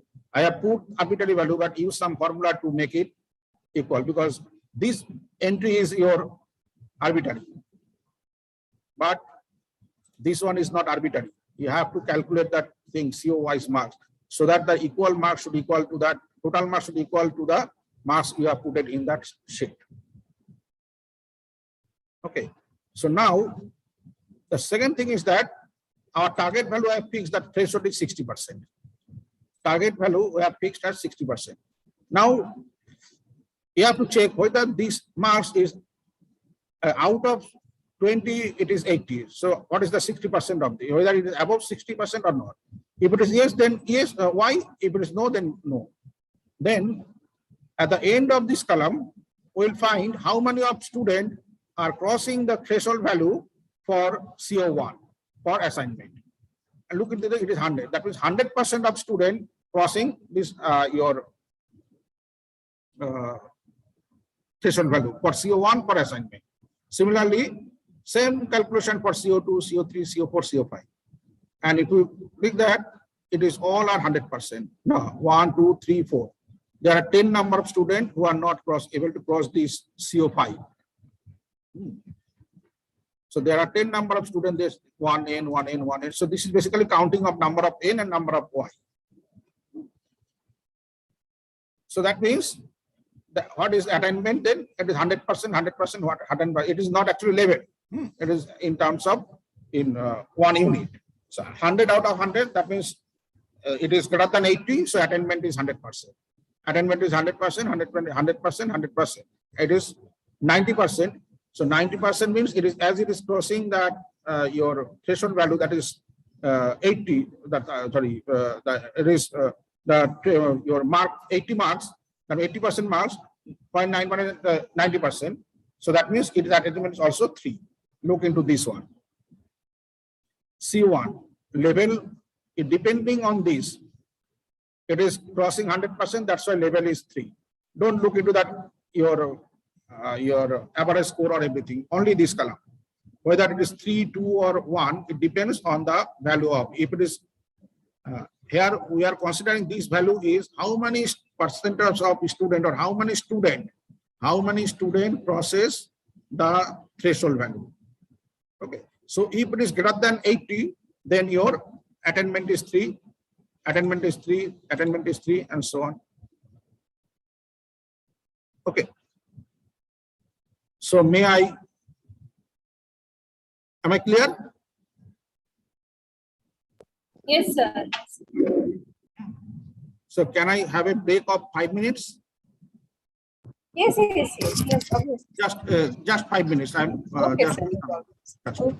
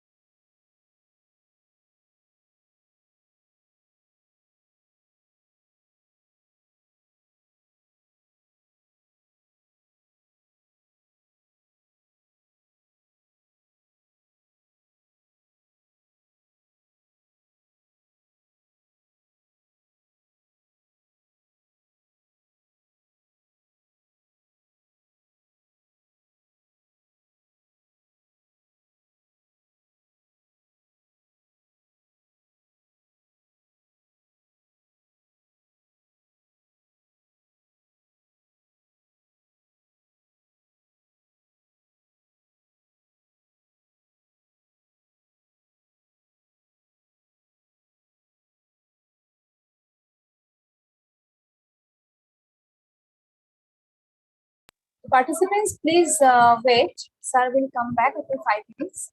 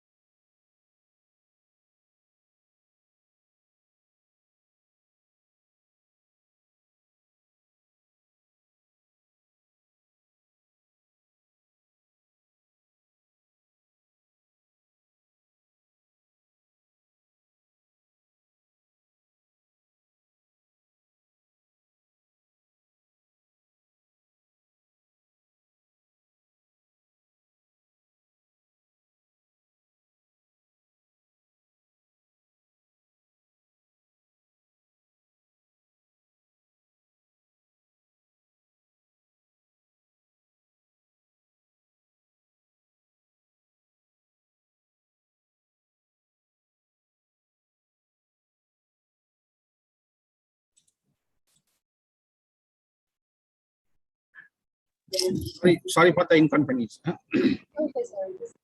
So may I start? Yes, sir. Yes, sir. Yes. Okay. So this point is clear. So here it gives that first we are actually concentrated on this 60% theta, the threshold value. Threshold value is 60%. So how many students got these 60% marks? It is 100. So if it is greater than equal to 80, that means attainment is 3. Okay. So that means it is automatically counted that attainment is 3. Look into the as all are greater than 80%. That's why it is all are 3. So this is your CO attainment 1, 2, 3, 4, 5. Basically, it is not coming only from this one. Also, it consider as it is your internal assignment. So you have to take care of that your class test pass as well. Okay. So this basically this percentage is coming from average of this one. Look into this average of this one. 100. Here CO1 is 100%. Here CO1 is 97%. So average of this is this one.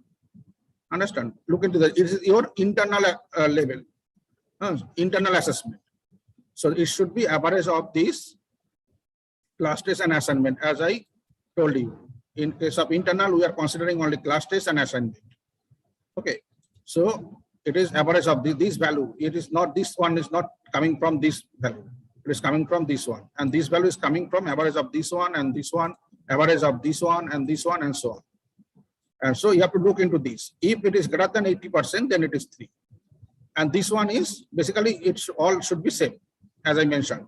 Direct attainment, your external level. External level means it comes from the end semester examination. Look into this. End semester examination is 84% is yes. That means 84% student crossing the threshold level. So that means your level is 3.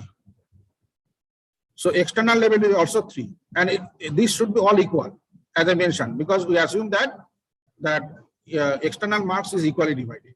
So it should be all equal always, but here it can be different. So that is the only difference between external and internal. Okay, because here you have scope to find out the marks, what a CO-wise marks of the student, but here you don't have any scope. So that's why we assume these things.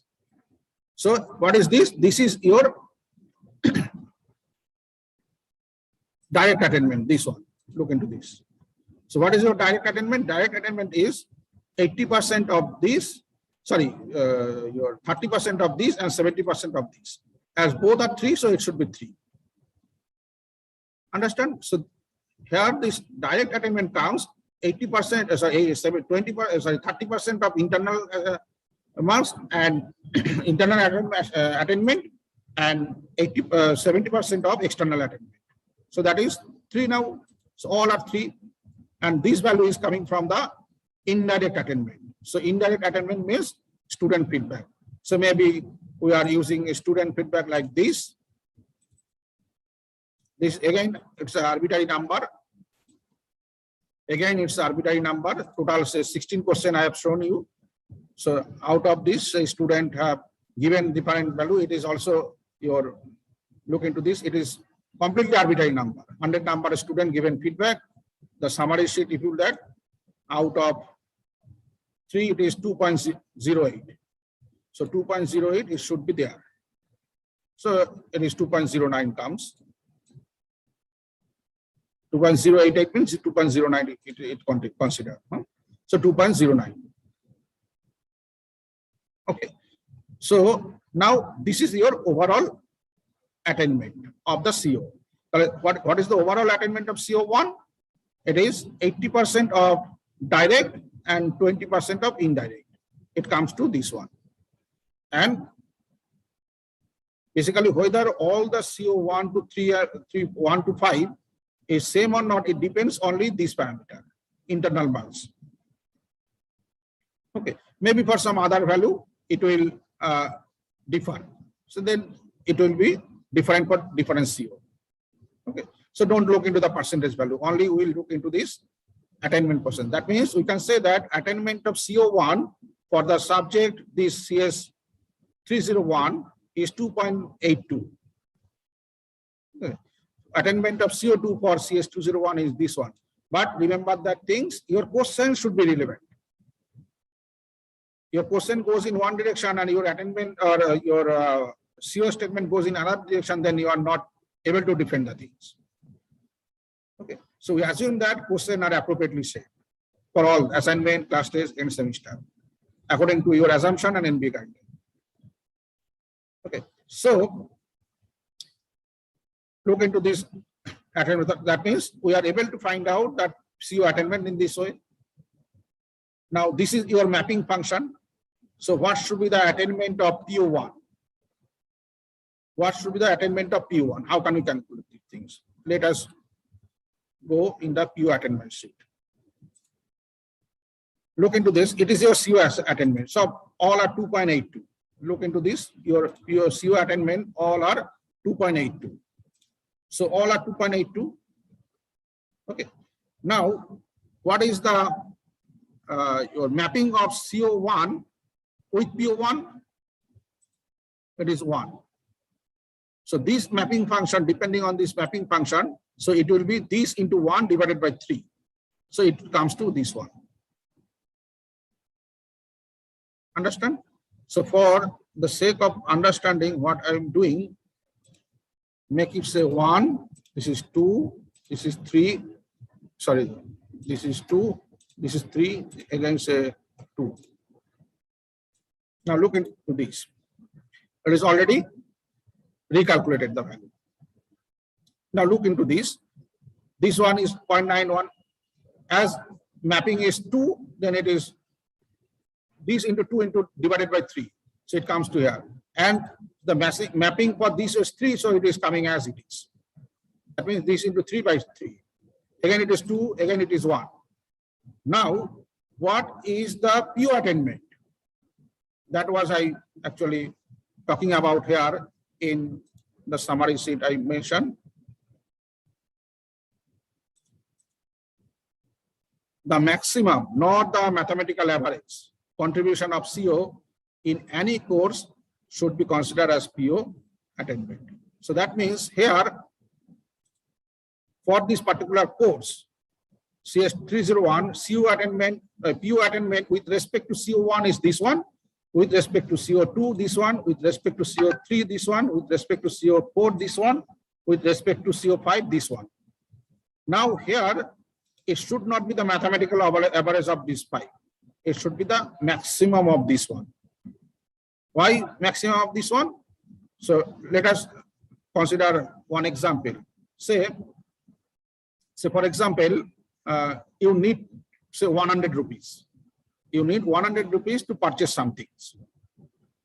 Okay. So now you ask your father, your mother, your friend, so to contribute. So contribute, I need this one. Now look into this. If your father gives you 100 rupees, then what happens? You achieve your things. You don't need any help from others. Okay, that once you say that if any one of the CO is able to reach you at this particular level, so you don't have to consider the contribution of the lower factor. That means you have achieved that particular level. Am I clear? The logic is clear. Say for example, so ছোটবেলায় যে আমাদের সে তৈলাক্ত বাসে 3 foot উঠলো 2 foot নামলো. So last step, once it is reached to the top, you don't have to consider it's reached this. Then it fall down. What happened? Understand what I'm telling? So here the mathematical average will not work. Okay. If one contribution is this 2.82, that means it is 2.82. So that's why I make that thing is different. Understand and look into that. If, as I mentioned that in mapping function, you cannot put all 1 in 1 column. What happened? Look into this. If you are keeping that things, then instead of achieving this CO at 2.82 level, that PO7 is only for 0.93, that means 31%, 0.94.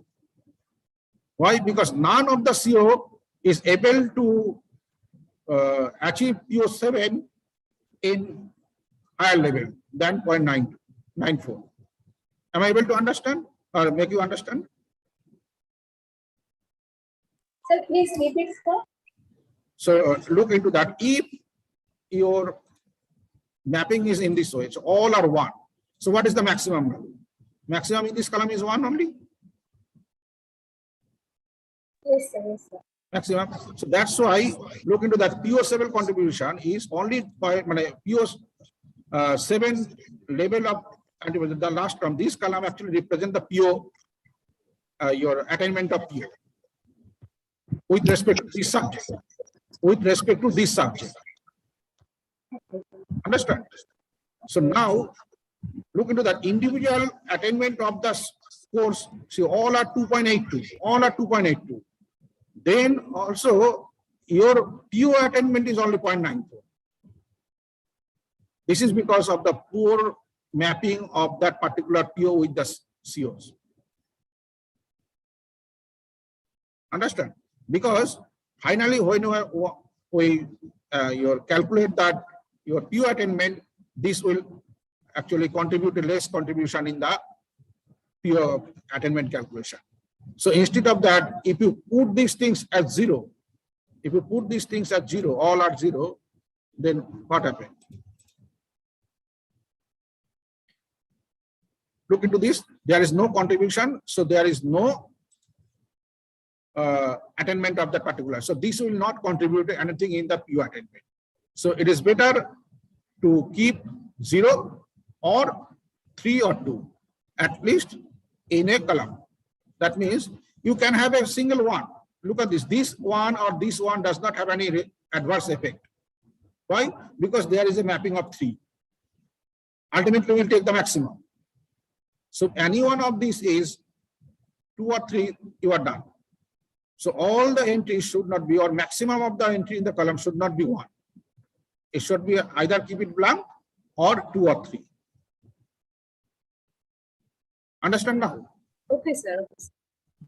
Yes. So, and why I will again further I will explain. So look into this sheet.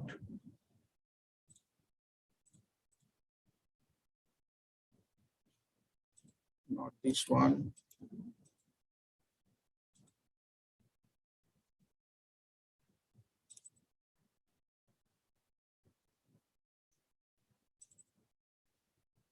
Look into this sheet.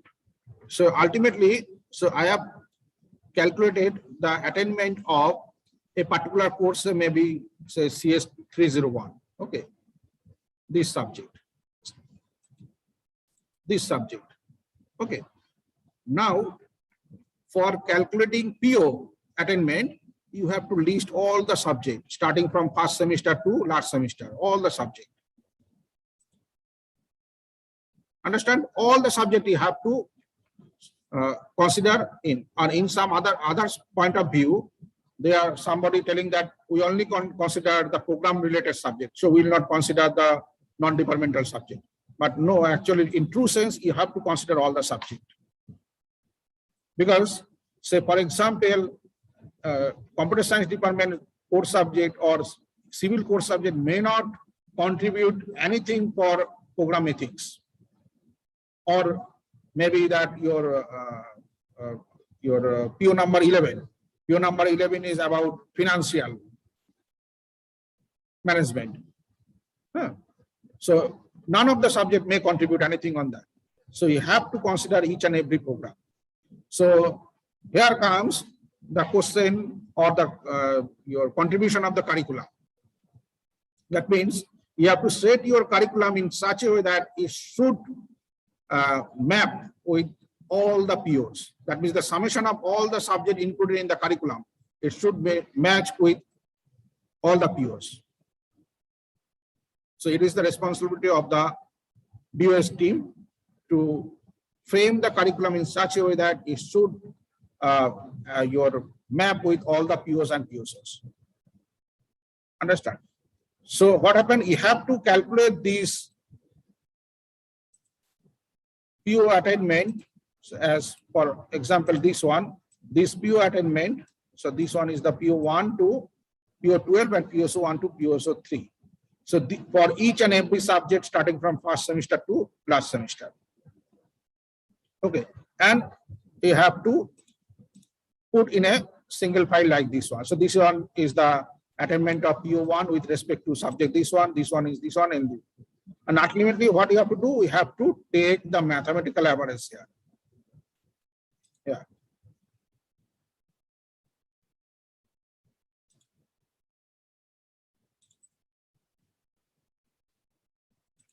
So this one is the mathematical average of all the courses.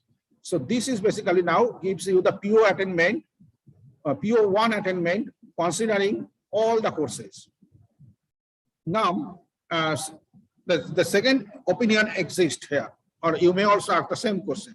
Sir, this one may be that if we achieve this PO1 by any one of the subject with a level of 2.9, then how we are bringing it down to 2.47 on the average? Or in other words, why you are not taking the maximum of this column instead of taking mathematical average? But the same logic should apply here also. In fact, somebody said that you should take the mathematical average.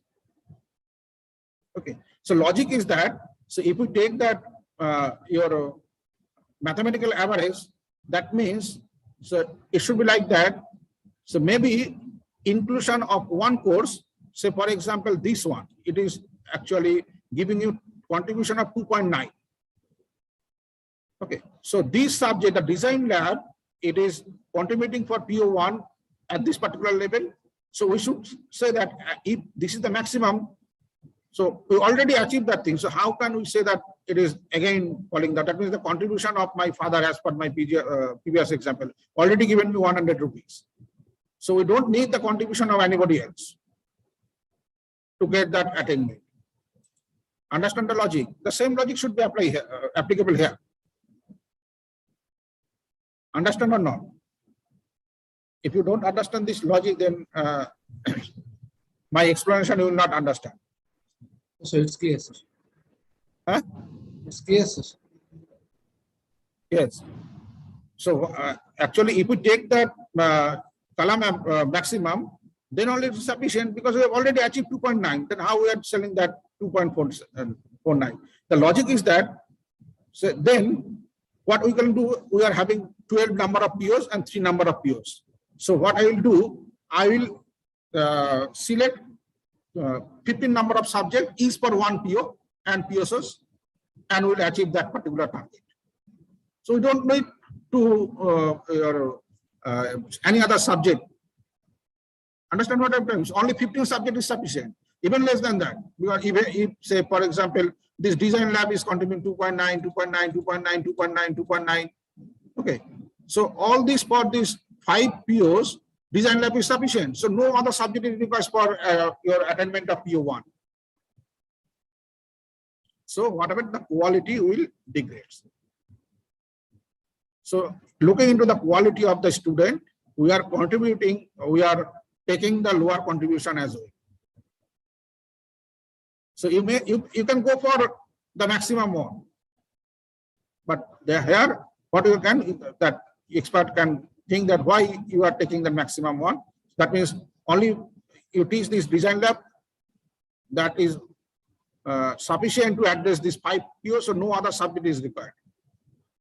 You choose another subject that will contribute the other 3 POs. Likewise, you can choose maximum 3 to 4 subject. Your BTech degree is over. All you have achieved, so no other subject is required.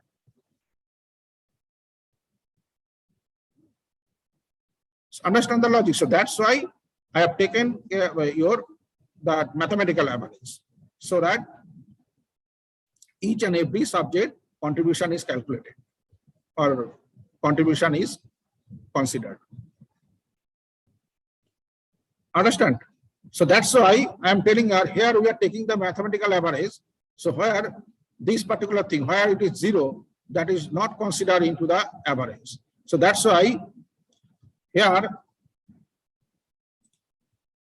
if it is 0, then it will not be considered. But if it is 1, then what happened?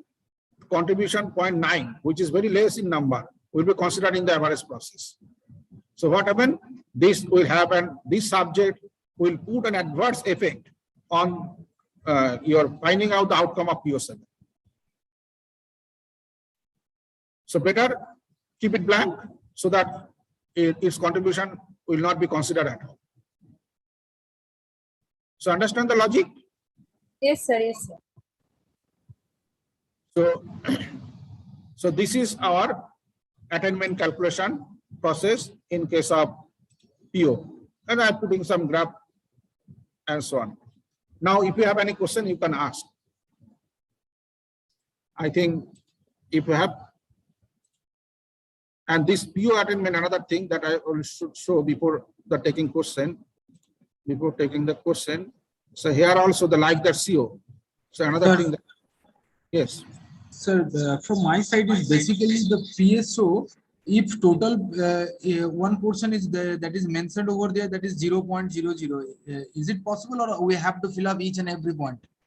Which one? That means in slides, sir, the PSO is 0.0 is the total last line, sir. Last slide. Last line, sir. Last Excel site, sir. Last Excel sheet. Excel. Everyone. Yeah. Yes, sir. Here only. PO7 is 0.0 you are mentioned. So is This it one? This one basically it 0.000 means basically it's a dash or zero. No contribution. Yes, sir. My question is that we can blank it, or it can be 0.0. It can be both that your convention is followed. So you can put it blank, keep it blank, or you can put dash also. So. Okay. So it's better to keep it blank or dash instead of zero. Why I'm telling? Because if it is zero, maybe in taking average process, it will consider. It will be calculated as a one entry. Okay, I don't know. I have to check. Okay, sir. Let's check. Sorry. Let's check whether zero is taking or not. Say 2, 3, 4. And then 1, 0. Now I am taking the average equal to average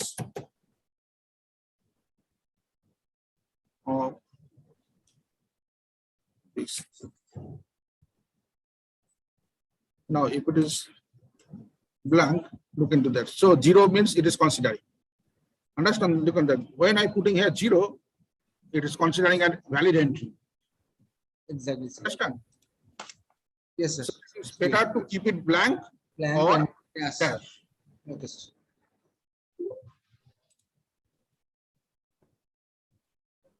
So one thing that I see analysis this one. So look into that. I have set a target of 2.1, and this may be different. This may be different. So maybe you are putting it 2.2. Maybe you are putting it say 1.8. Like this, and all the CO we have calculated in this attainment sheet. This is your calculation of CO. Now we are comparing whether this one is greater than this one, greater than equal to this one. Then there is no gap. And if you are having any gap, that means say for example here it is 3. So that means there is a gap of this amount. That means this one is this particular CO is not achieved. The target value you cannot reach. So that means you have to take some action. You have to write some action. Okay, sir. And even say, for example, it is already achieved. Say maybe it is 2.1 and 2.82. You can say that, okay, from next year I will increase the target from 2.3. Okay, so from 2.1, we are modifying our target to 2.3 as it is well achieved by the set of students for this particular batch. Okay, and if it is not gap, if creating any gap, then you have to address the gap. So you have to write why your student is not able to achieve this particular target, which you have set at the beginning. The possible reason, or even you can comment that this is too high to achieve, as I mentioned in the last session. Okay, so this is one thing. Similarly, that same concept is here in case of PO attainment. So as I mentioned, then this is your direct PO attainment. That means that is coming from the calculation of CO. Okay, next, so this is your 80% of that, this amount, and this is the feedback. As I mentioned, there should be feedback of student. Maybe this one is your feedback. I have calculated this one is your PO statement. And PSO statement, you have taken some feedback and summarized that things, and it comes like this one. What is that average of PO1, PO2, PO3? Maybe the PO1 is the say, as per the feedback, it is 2.46, 2.46, 2.44 like this. So that you have to consider, yeah, 2.46, 2.46, 2.44 like this. So now look into that. You have to take 20% of that as per NBA guidelines. So 20% of these and 80% of these consider the PO attainment for that particular batch after the end of 4 years. Okay, so it comes to 2.47. Now you have to set up the target. So this is your target value, and it may be different. Look into the PO statement. So the first PO statement is regarding that engineering knowledge. Then problems analysis, design development, conduction investigation of complex problems, all should have a moderate target. You cannot say that 1.5 is should your target. Then your problem, that means your objective is less. That our outcome you have set is very poor. You cannot say that my target for these, all these are 1.5, because it should be achieved by each and every engineer in good level. You can say that society, sustainability, environmental sustainability, ethics, it can be 1.5, 50%. Because it is not directly related with your engineering knowledge. So when you are doing these things, you should keep in mind all these things. So that should be less in actually target. So that's why I have said quite judiciously like this one. So PO 1 to 5, 1 to 4 is 2.1. Then PO 5 is talking about modern tool use. That is 2 applicable, because you have to justify that we are in line with actually introducing modern tools and ICT based teaching. So this one is your society, this one is your environment, this one is your ethics. So these are keep little bit low. This one is the teamwork, it is 1.5. Again, this is on your communication skill. This one is financial management. This one is lifelong learning, PO 12. So lifelong learning means it should be again high, because whatever you learn or you give to your student, he should keep in lifelong. That should be your target. Here comes the maximum. Your target should be there in PSO, because it is program specific outcome.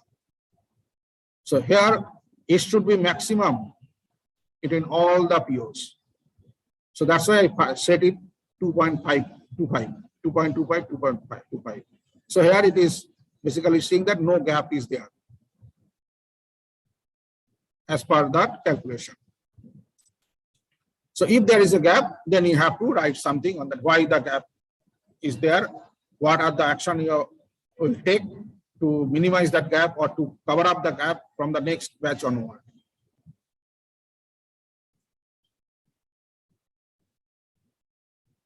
Okay, understand these things? Yes, sir. Yes. So this is all from my side. Now, if you have any question, you can ask. I will try my best to.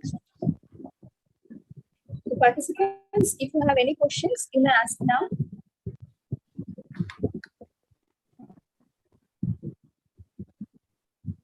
Sir, can you share your PPT with us? Yes. You already shared. Okay, okay, sir. My PPT is already shared. Yesterday I have shared with you. Thank you, sir. And another thing, I have shared 2 assignments. Yes, sir. This assignment will be mailed to the 2 assignments. Yes, sir. One is for actually pre-delivery, another is for the post-delivery. So I don't have any idea about whether you have received that things. Where is that our assignment? So pre-assignment is already already shared with the participants, sir.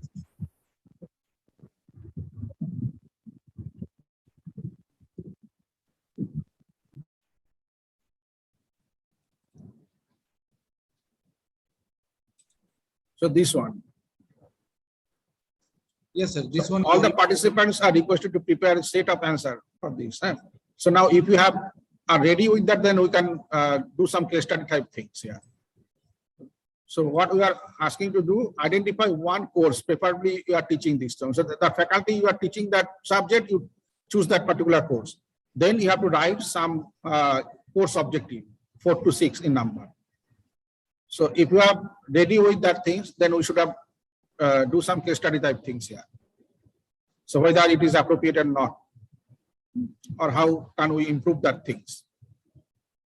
Then already this 12 POs is defined by the NBA. So you are asked to identify the your action verbs. Action verbs you are required to identify. Already I have shown that things in my PPT, the action verbs identify. Then you are writing, you are asked to write the PSO. PSO for the program. That means which the subject you are taking, which program it involves, that particular subject PSO. Then you have to write that program, that CO that you have written, that PO that is already existing, and PSO you have written, that mapping, correlation mapping for that. Okay. Then you have to prepare some question, assignment like things, mapping with that things. So, so if we are ready with all these things, then I can take 1 or 2, then you can do some case study type things. How can we improve further? Okay. So this is one thing. Now you will be able to know, so because everything I have discussed in my your session.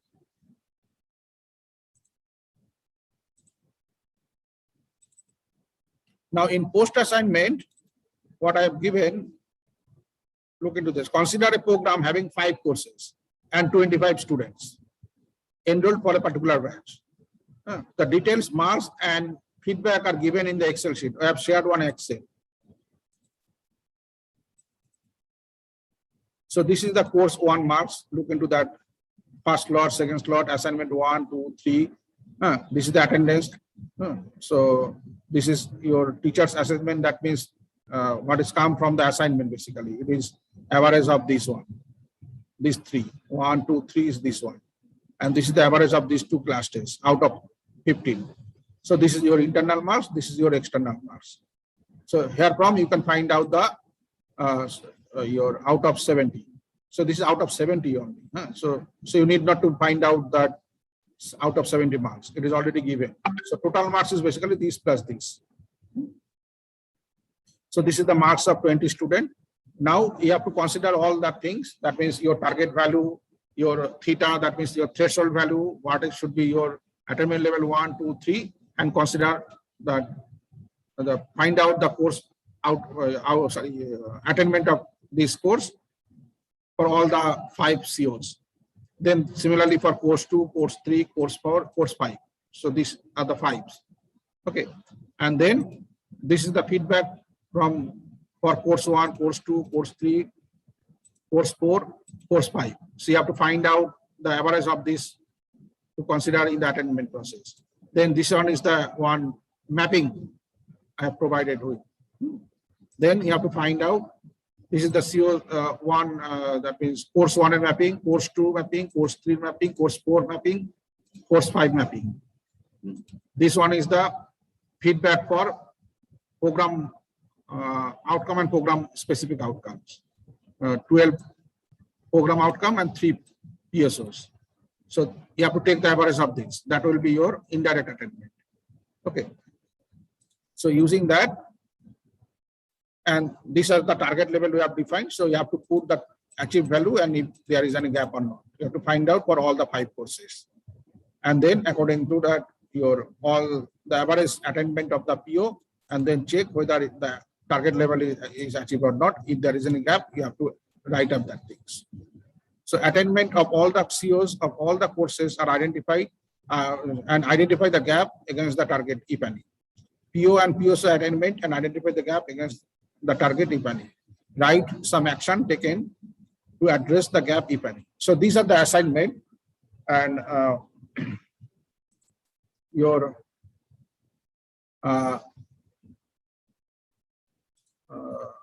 what I'm yes. Only one thing that you will not find in the Excel, that is Where is my Excel? This one. I have given the marks of all the 5 courses. Look into this. Assignment 1, the total marks, but here CO-wise division is not available. But you need to know the CO-wise division for these assignment, slot, these 2 things, CO-wise division. You know, you don't need for the external marks because it is equally divided. Okay. So for this, you need to have the CO-wise division, but that is not available in the Excel. So I suggest that again, you consider these things equally divided for the sake of calculation. Otherwise, again, I have to find out into here. I have to generate 5 columns, 5 columns. So it will be very time consuming for me. So that's why I have given here without CO distribution of marks. So understand from this. So try to do these things. Otherwise, you will forget everything.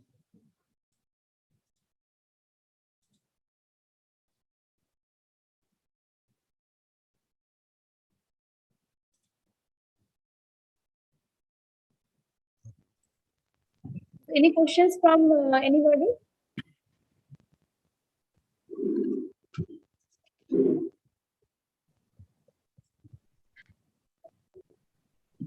If you have any question, you can ask. You are free to ask, or even I have shared my your email ID and WhatsApp number in my PPT. I believe that your organizer will share the PPT with you, so you will get that. Yes, you can get in touch with me. Yes, definitely. I'll try to give your query to solve as far as possible. Okay, sir. So As I thank you, mentioned, sir. at the beginning, I am not the expert. Only I have learned something from the internet. Everything is available in the internet. So thank you, sir, for your knowledgeable speech, and thank you for sharing with us the detailed process of COs and POs and the attainment. So thank you very much, sir.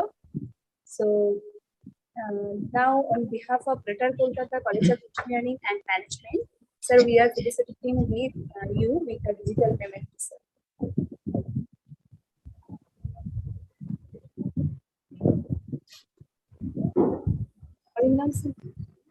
Arindam sir, please show the digital memento. Sir, this is the digital memento for you. Please accept it. Thank you. Sir. Thank you. Please convey my heartiest thanks to your organizing committee and your principal, madam. Yes, sir. Yes, sir. Definitely, sir.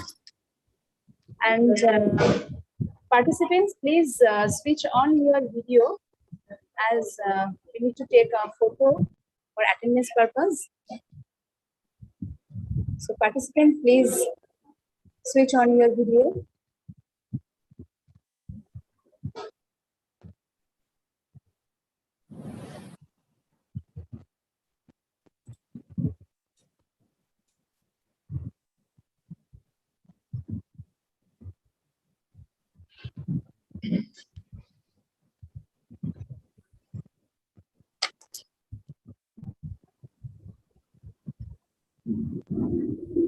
So participants, please switch on your video, please.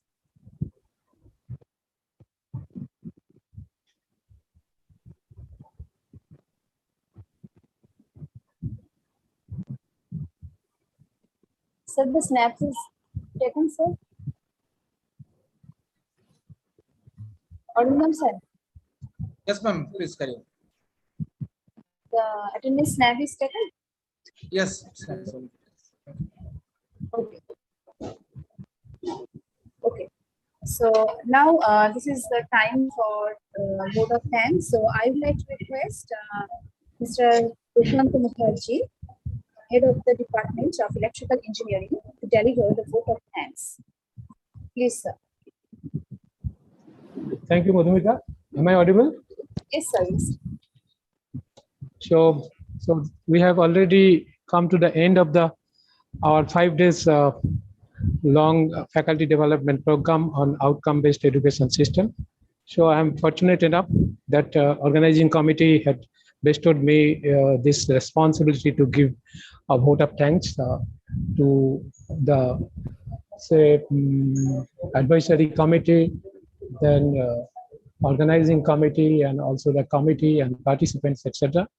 So I convey my sincere thanks to our chief patron, our respected Managing Director, Sir Sardar Taranjit Singh, and all other patrons, and the members of the advisory committee, Professor Ajay Rai, Professor Indonil Sengupta, Vice Chancellor, JS University, Mr. Uday Shankar Mukherjee, Deputy Director, JS Group, and Professor Moha Das, Principal, Greater Kolkata College of Engineering and Management. On behalf of the organizing committee and IQAC cell, I must convey my sincere thanks to the organizing committee members, particularly the convener, Gopal sir, co-convener, Arindam sir, and all others, members of the organizing committee, and also the members, those who are directly or indirectly associated with this FDP.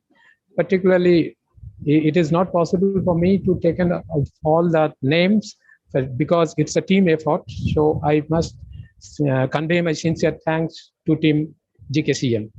And my sincere thanks goes to all the research persons, those who have tirelessly given their expert lectures to make the participants to some extent convenient and familiar with this outcome-based education system, which is the need of the day as per AICT mandate.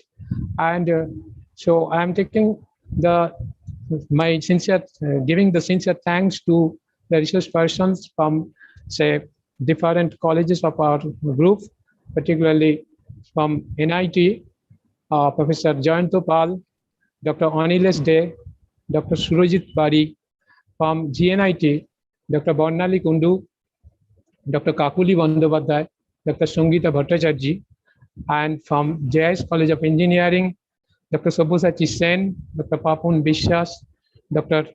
Sandeep Ghosh, and Professor Partho Roy. So I'm extremely thankful to all of them that they have, in spite of their busy schedule, as well as during the full-fledged working time of NAC submissions, they have bring out the time to deliver the lecture for our participants. And at the last, I'm extremely thankful to the participants from different colleges, from our group colleges, from our college, and outside the group college. So I hope that everybody had enjoyed this program on FDP on outcome-based education. If we are able to give you some sort of essence of this particular topic, we'll be thankful to you. So if you are getting benefited out of this, and hope with your cooperation and your active participation, we'll be able to organize such interesting and knowledgeful faculty development program in futures also. Once again, I am giving my sincere thanks to all of you. So I am very much thankful for being the part of this faculty development program. With this, I'm hand over this mic to the moderator of the session, Madhumita ma'am, to officially announce the 5 days long faculty development program to be end. Madhumita. Thank you, sir. Thank you, sir. Thank you so much. Now we have come to the end of this 5 days faculty development program organized by Internal Quality Assurance Cell of Greater Kolkata College of Engineering and Management. So I'd like to thank all of you. Thank you for being with us. Thank you. Thank you all. Thank you, sir. Thank you so much. Thank you, ma'am. May I leave now? Sir যদি কোনো অসুবিধা হয় তাহলে sir আমরা contact করব, মানে এটা তো Okay, আমরা okay. No issue. No issue. Reason করব, কিছুটা করেছি আমরা, স্যার আপনার যাবে। জয়ন্ত ভালো আছো? হ্যাঁ স্যার, আপনাকে তো খেয়াল করিনি আমি, এইমাত্র দেখলাম। কেমন আছেন? তোমাদের ঠিক আছে। ন্যাকের তো প্রচুর পরিশ্রম গেল নাকি? আর বললেন না, পরশুদিন বাড়ি গেছি 10টারও পরে, তার আগের দিন 9:30, তারপরে গতকালকে বসে মোটামুটি বানালাম স্লাইড, বানিয়ে তারপরে যা করার দিলাম, মানে এত চাপের মধ্যে আছি। হ্যাঁ, সেই জন্যই বললাম তোমরা এর মধ্যেও নট অনলি তোমরা জেআইএস জিএনআইটি প্রত্যেকেরই একই অবস্থা। তো থ্যাংক ইউ ভাই। আমি জানি না কতটা জাস্টিফাই করতে পেরেছি, ট্রাই মাই না বেস্ট। না, অ্যাকচুয়ালি ব্যাপারটা হচ্ছে তা না, ব্যাপারটা হচ্ছে যে এই আউটকাম বেসড এডুকেশন সিস্টেমে আমার মনে হয় না যে কোথাও কোনো ফাঁক ফোকর থেকে গেছে, কারণ ইচ অ্যান্ড এভরি স্পিকার প্রত্যেকেই কিছু কিছু সব জায়গাগুলোতেই টাচ করে গেছেন বা যেমন ডিটেলসেও বলেছেন। কোথাও যদি কোনো ফাঁক থাকে ডেফিনেটলি ওভারল্যাপিং হওয়ার পর সেগুলো বেসিক্যালি সাবজেক্টটা ইন্টারেস্টিং অ্যাজ ওয়েল বোরিং, দুটোই কথাই সমানভাবে প্রযোজ্য। তো সেখানে যারা মন দিয়ে শুনবে ডেফিনেটলি আমার মনে হয় না যে তারা বেনিফিটেড হবে না অ্যাকচুয়ালি। এবং এটা শুধুমাত্র শুনে হবে না, এটা by practice it will be. আমি বললাম তো যে আমি অ্যাসাইনমেন্ট দিলাম, ওটা করতে হবে, এবং মানে প্র্যাকটিসের মধ্যে না থাকলে আবার ভুলে যাবে। আমি নিজেই হ্যাঁ, এক্স্যাক্টলি তাই। নিজেই পড়ে এগুলো নিজেই বেসিক এমন একটা জিনিস, এই সিওপিও ম্যাপিং বা এই 12টা পিও, তার সঙ্গে অবজেক্টিভ, আউটকাম, পিএসও, এগুলোকে ম্যাচ করাতে গেলে it's definitely require regular practice. তাছাড়া না থাকলে হবে না, আমি যা বুঝি আর কি। সব থেকে হচ্ছে গিয়ে documentation is very documentation is করতে ভেরি গেলে লাইফ শেষ একদম। ডকুমেন্টেশন হ্যাঁ, আর টিচিং লার্নিং আর কিছু থাকে না, যা অবস্থা ডকুমেন্ট। সেটাই হচ্ছে কথা। মানে এখন যেটার জায়গায় দাঁড়িয়েছে, প্রত্যেকটা জায়গায় কি করলে তার কাগজ থেকে না বড় কথা থাকলে কি কিছু হবে না। ডকুমেন্ট করলে। কাগজ না থাকলে কিছু কাগজই আপনার হয়ে কথা বলবে, কাগজ নাই মানে কাগজই কথা বলবে। কাগজ থাকলেই তোমার ন্যাক হবে, এনজিও হবে, এনআইআরএফ হবে, সব হবে, না হলে কিছু হবে না। আমি তো দেখলাম তো ওরা মানে যে ন্যাক করতে গিয়ে দেখলাম যে ওরা কোনো কিন্তু আপনার কাছে এক্সপ্লেনেশন চাইবে না, ঝাপাঝাপ কেটে দেবে। ঠিক আছে, যে আমাদের ওই জন্য যখন ভ্যালু অ্যাডেড কোর্স করতে গেলাম আমাদের করতে পারে, আমি মানে প্রত্যেকে বলেছি যে কোনো কিওয়ার্ড যেন মিস না করে, কারণ ওরা সফটওয়্যারে কিওয়ার্ড সার্চ করবে, ম্যাচ করা মানেই ওটা কেটে দেবে। ওটা আপনার কারিকুলামে আছে। ভ্যালু অ্যাডেড কোর্স মানে আপনার কারিকুলামে নেই এরকম কোর্স দিতে হবে। পাইথন, হ্যাঁ, পাইথন টার্মটা সবাই ইউজ করে, পাইথন ইউজ করবেই না, একদম কারিকুলামে আছে, যেই ম্যাচ করবে চপ করে কেটে দেবে, বলে ও কারিকুলামে আছে। কোনো পেটেন্ট যখন সাবমিশন করা হয় পেটেন্ট অফিসে, ওরা করে কি ডকুমেন্টে প্রত্যেকটা ওয়ার্ড ধরে ধরে যদি দেখে ম্যাচিং, এটা খুব মানে ডিফিকাল্ট। যে ধরো তুমি একটা একটা প্রোডাক্ট তৈরি করেছো, যে কম্পোনেন্ট ইউজ করছো সেই কম্পোনেন্ট সব জায়গাতেই আছে। এবার ওরা যখন অন্য বিদেশের বা অন্য যে কোনো জায়গায় পেটেন্টের সঙ্গে কম্পেয়ার করতে যাবে, যখন এটা তো আছে, তাহলে হোয়াট ইজ দ্য নোবেলটি? তো তোমাকে প্রোডাক্টের নোবেলটি বোঝাতে হবে। ঠিক তেমনি পাইথন কথাটা তো আছেই, ওরা অত বুঝবে না, পাইথন আছে। ধরুন আমার কারিকুলামে আছে, ধরুন basics of Python programming or programming using Python, আর আমি ভ্যালু অ্যাডেড কোর্স দিলাম মেশিন লার্নিং ইউজিং পাইথন, দুটো তো সেম না। পাইথন ম্যাচ করে মানেই ওরা বলবে কারিকুলামে আছে। কারণ যারা এইটা ম্যাচ করবে তারা কিন্তু টেকনিক্যাল লোক, ওরা কিছু বোঝে না, থার্ড পার্টি দিয়ে করে ওরা। আর ওরা আপনাকে জিজ্ঞাসা করবে না, পট করে কেটে দেবে, তারা শুধু পেপারটা বোঝে, পট করে কেটে দেবে। হ্যাঁ, ঠিক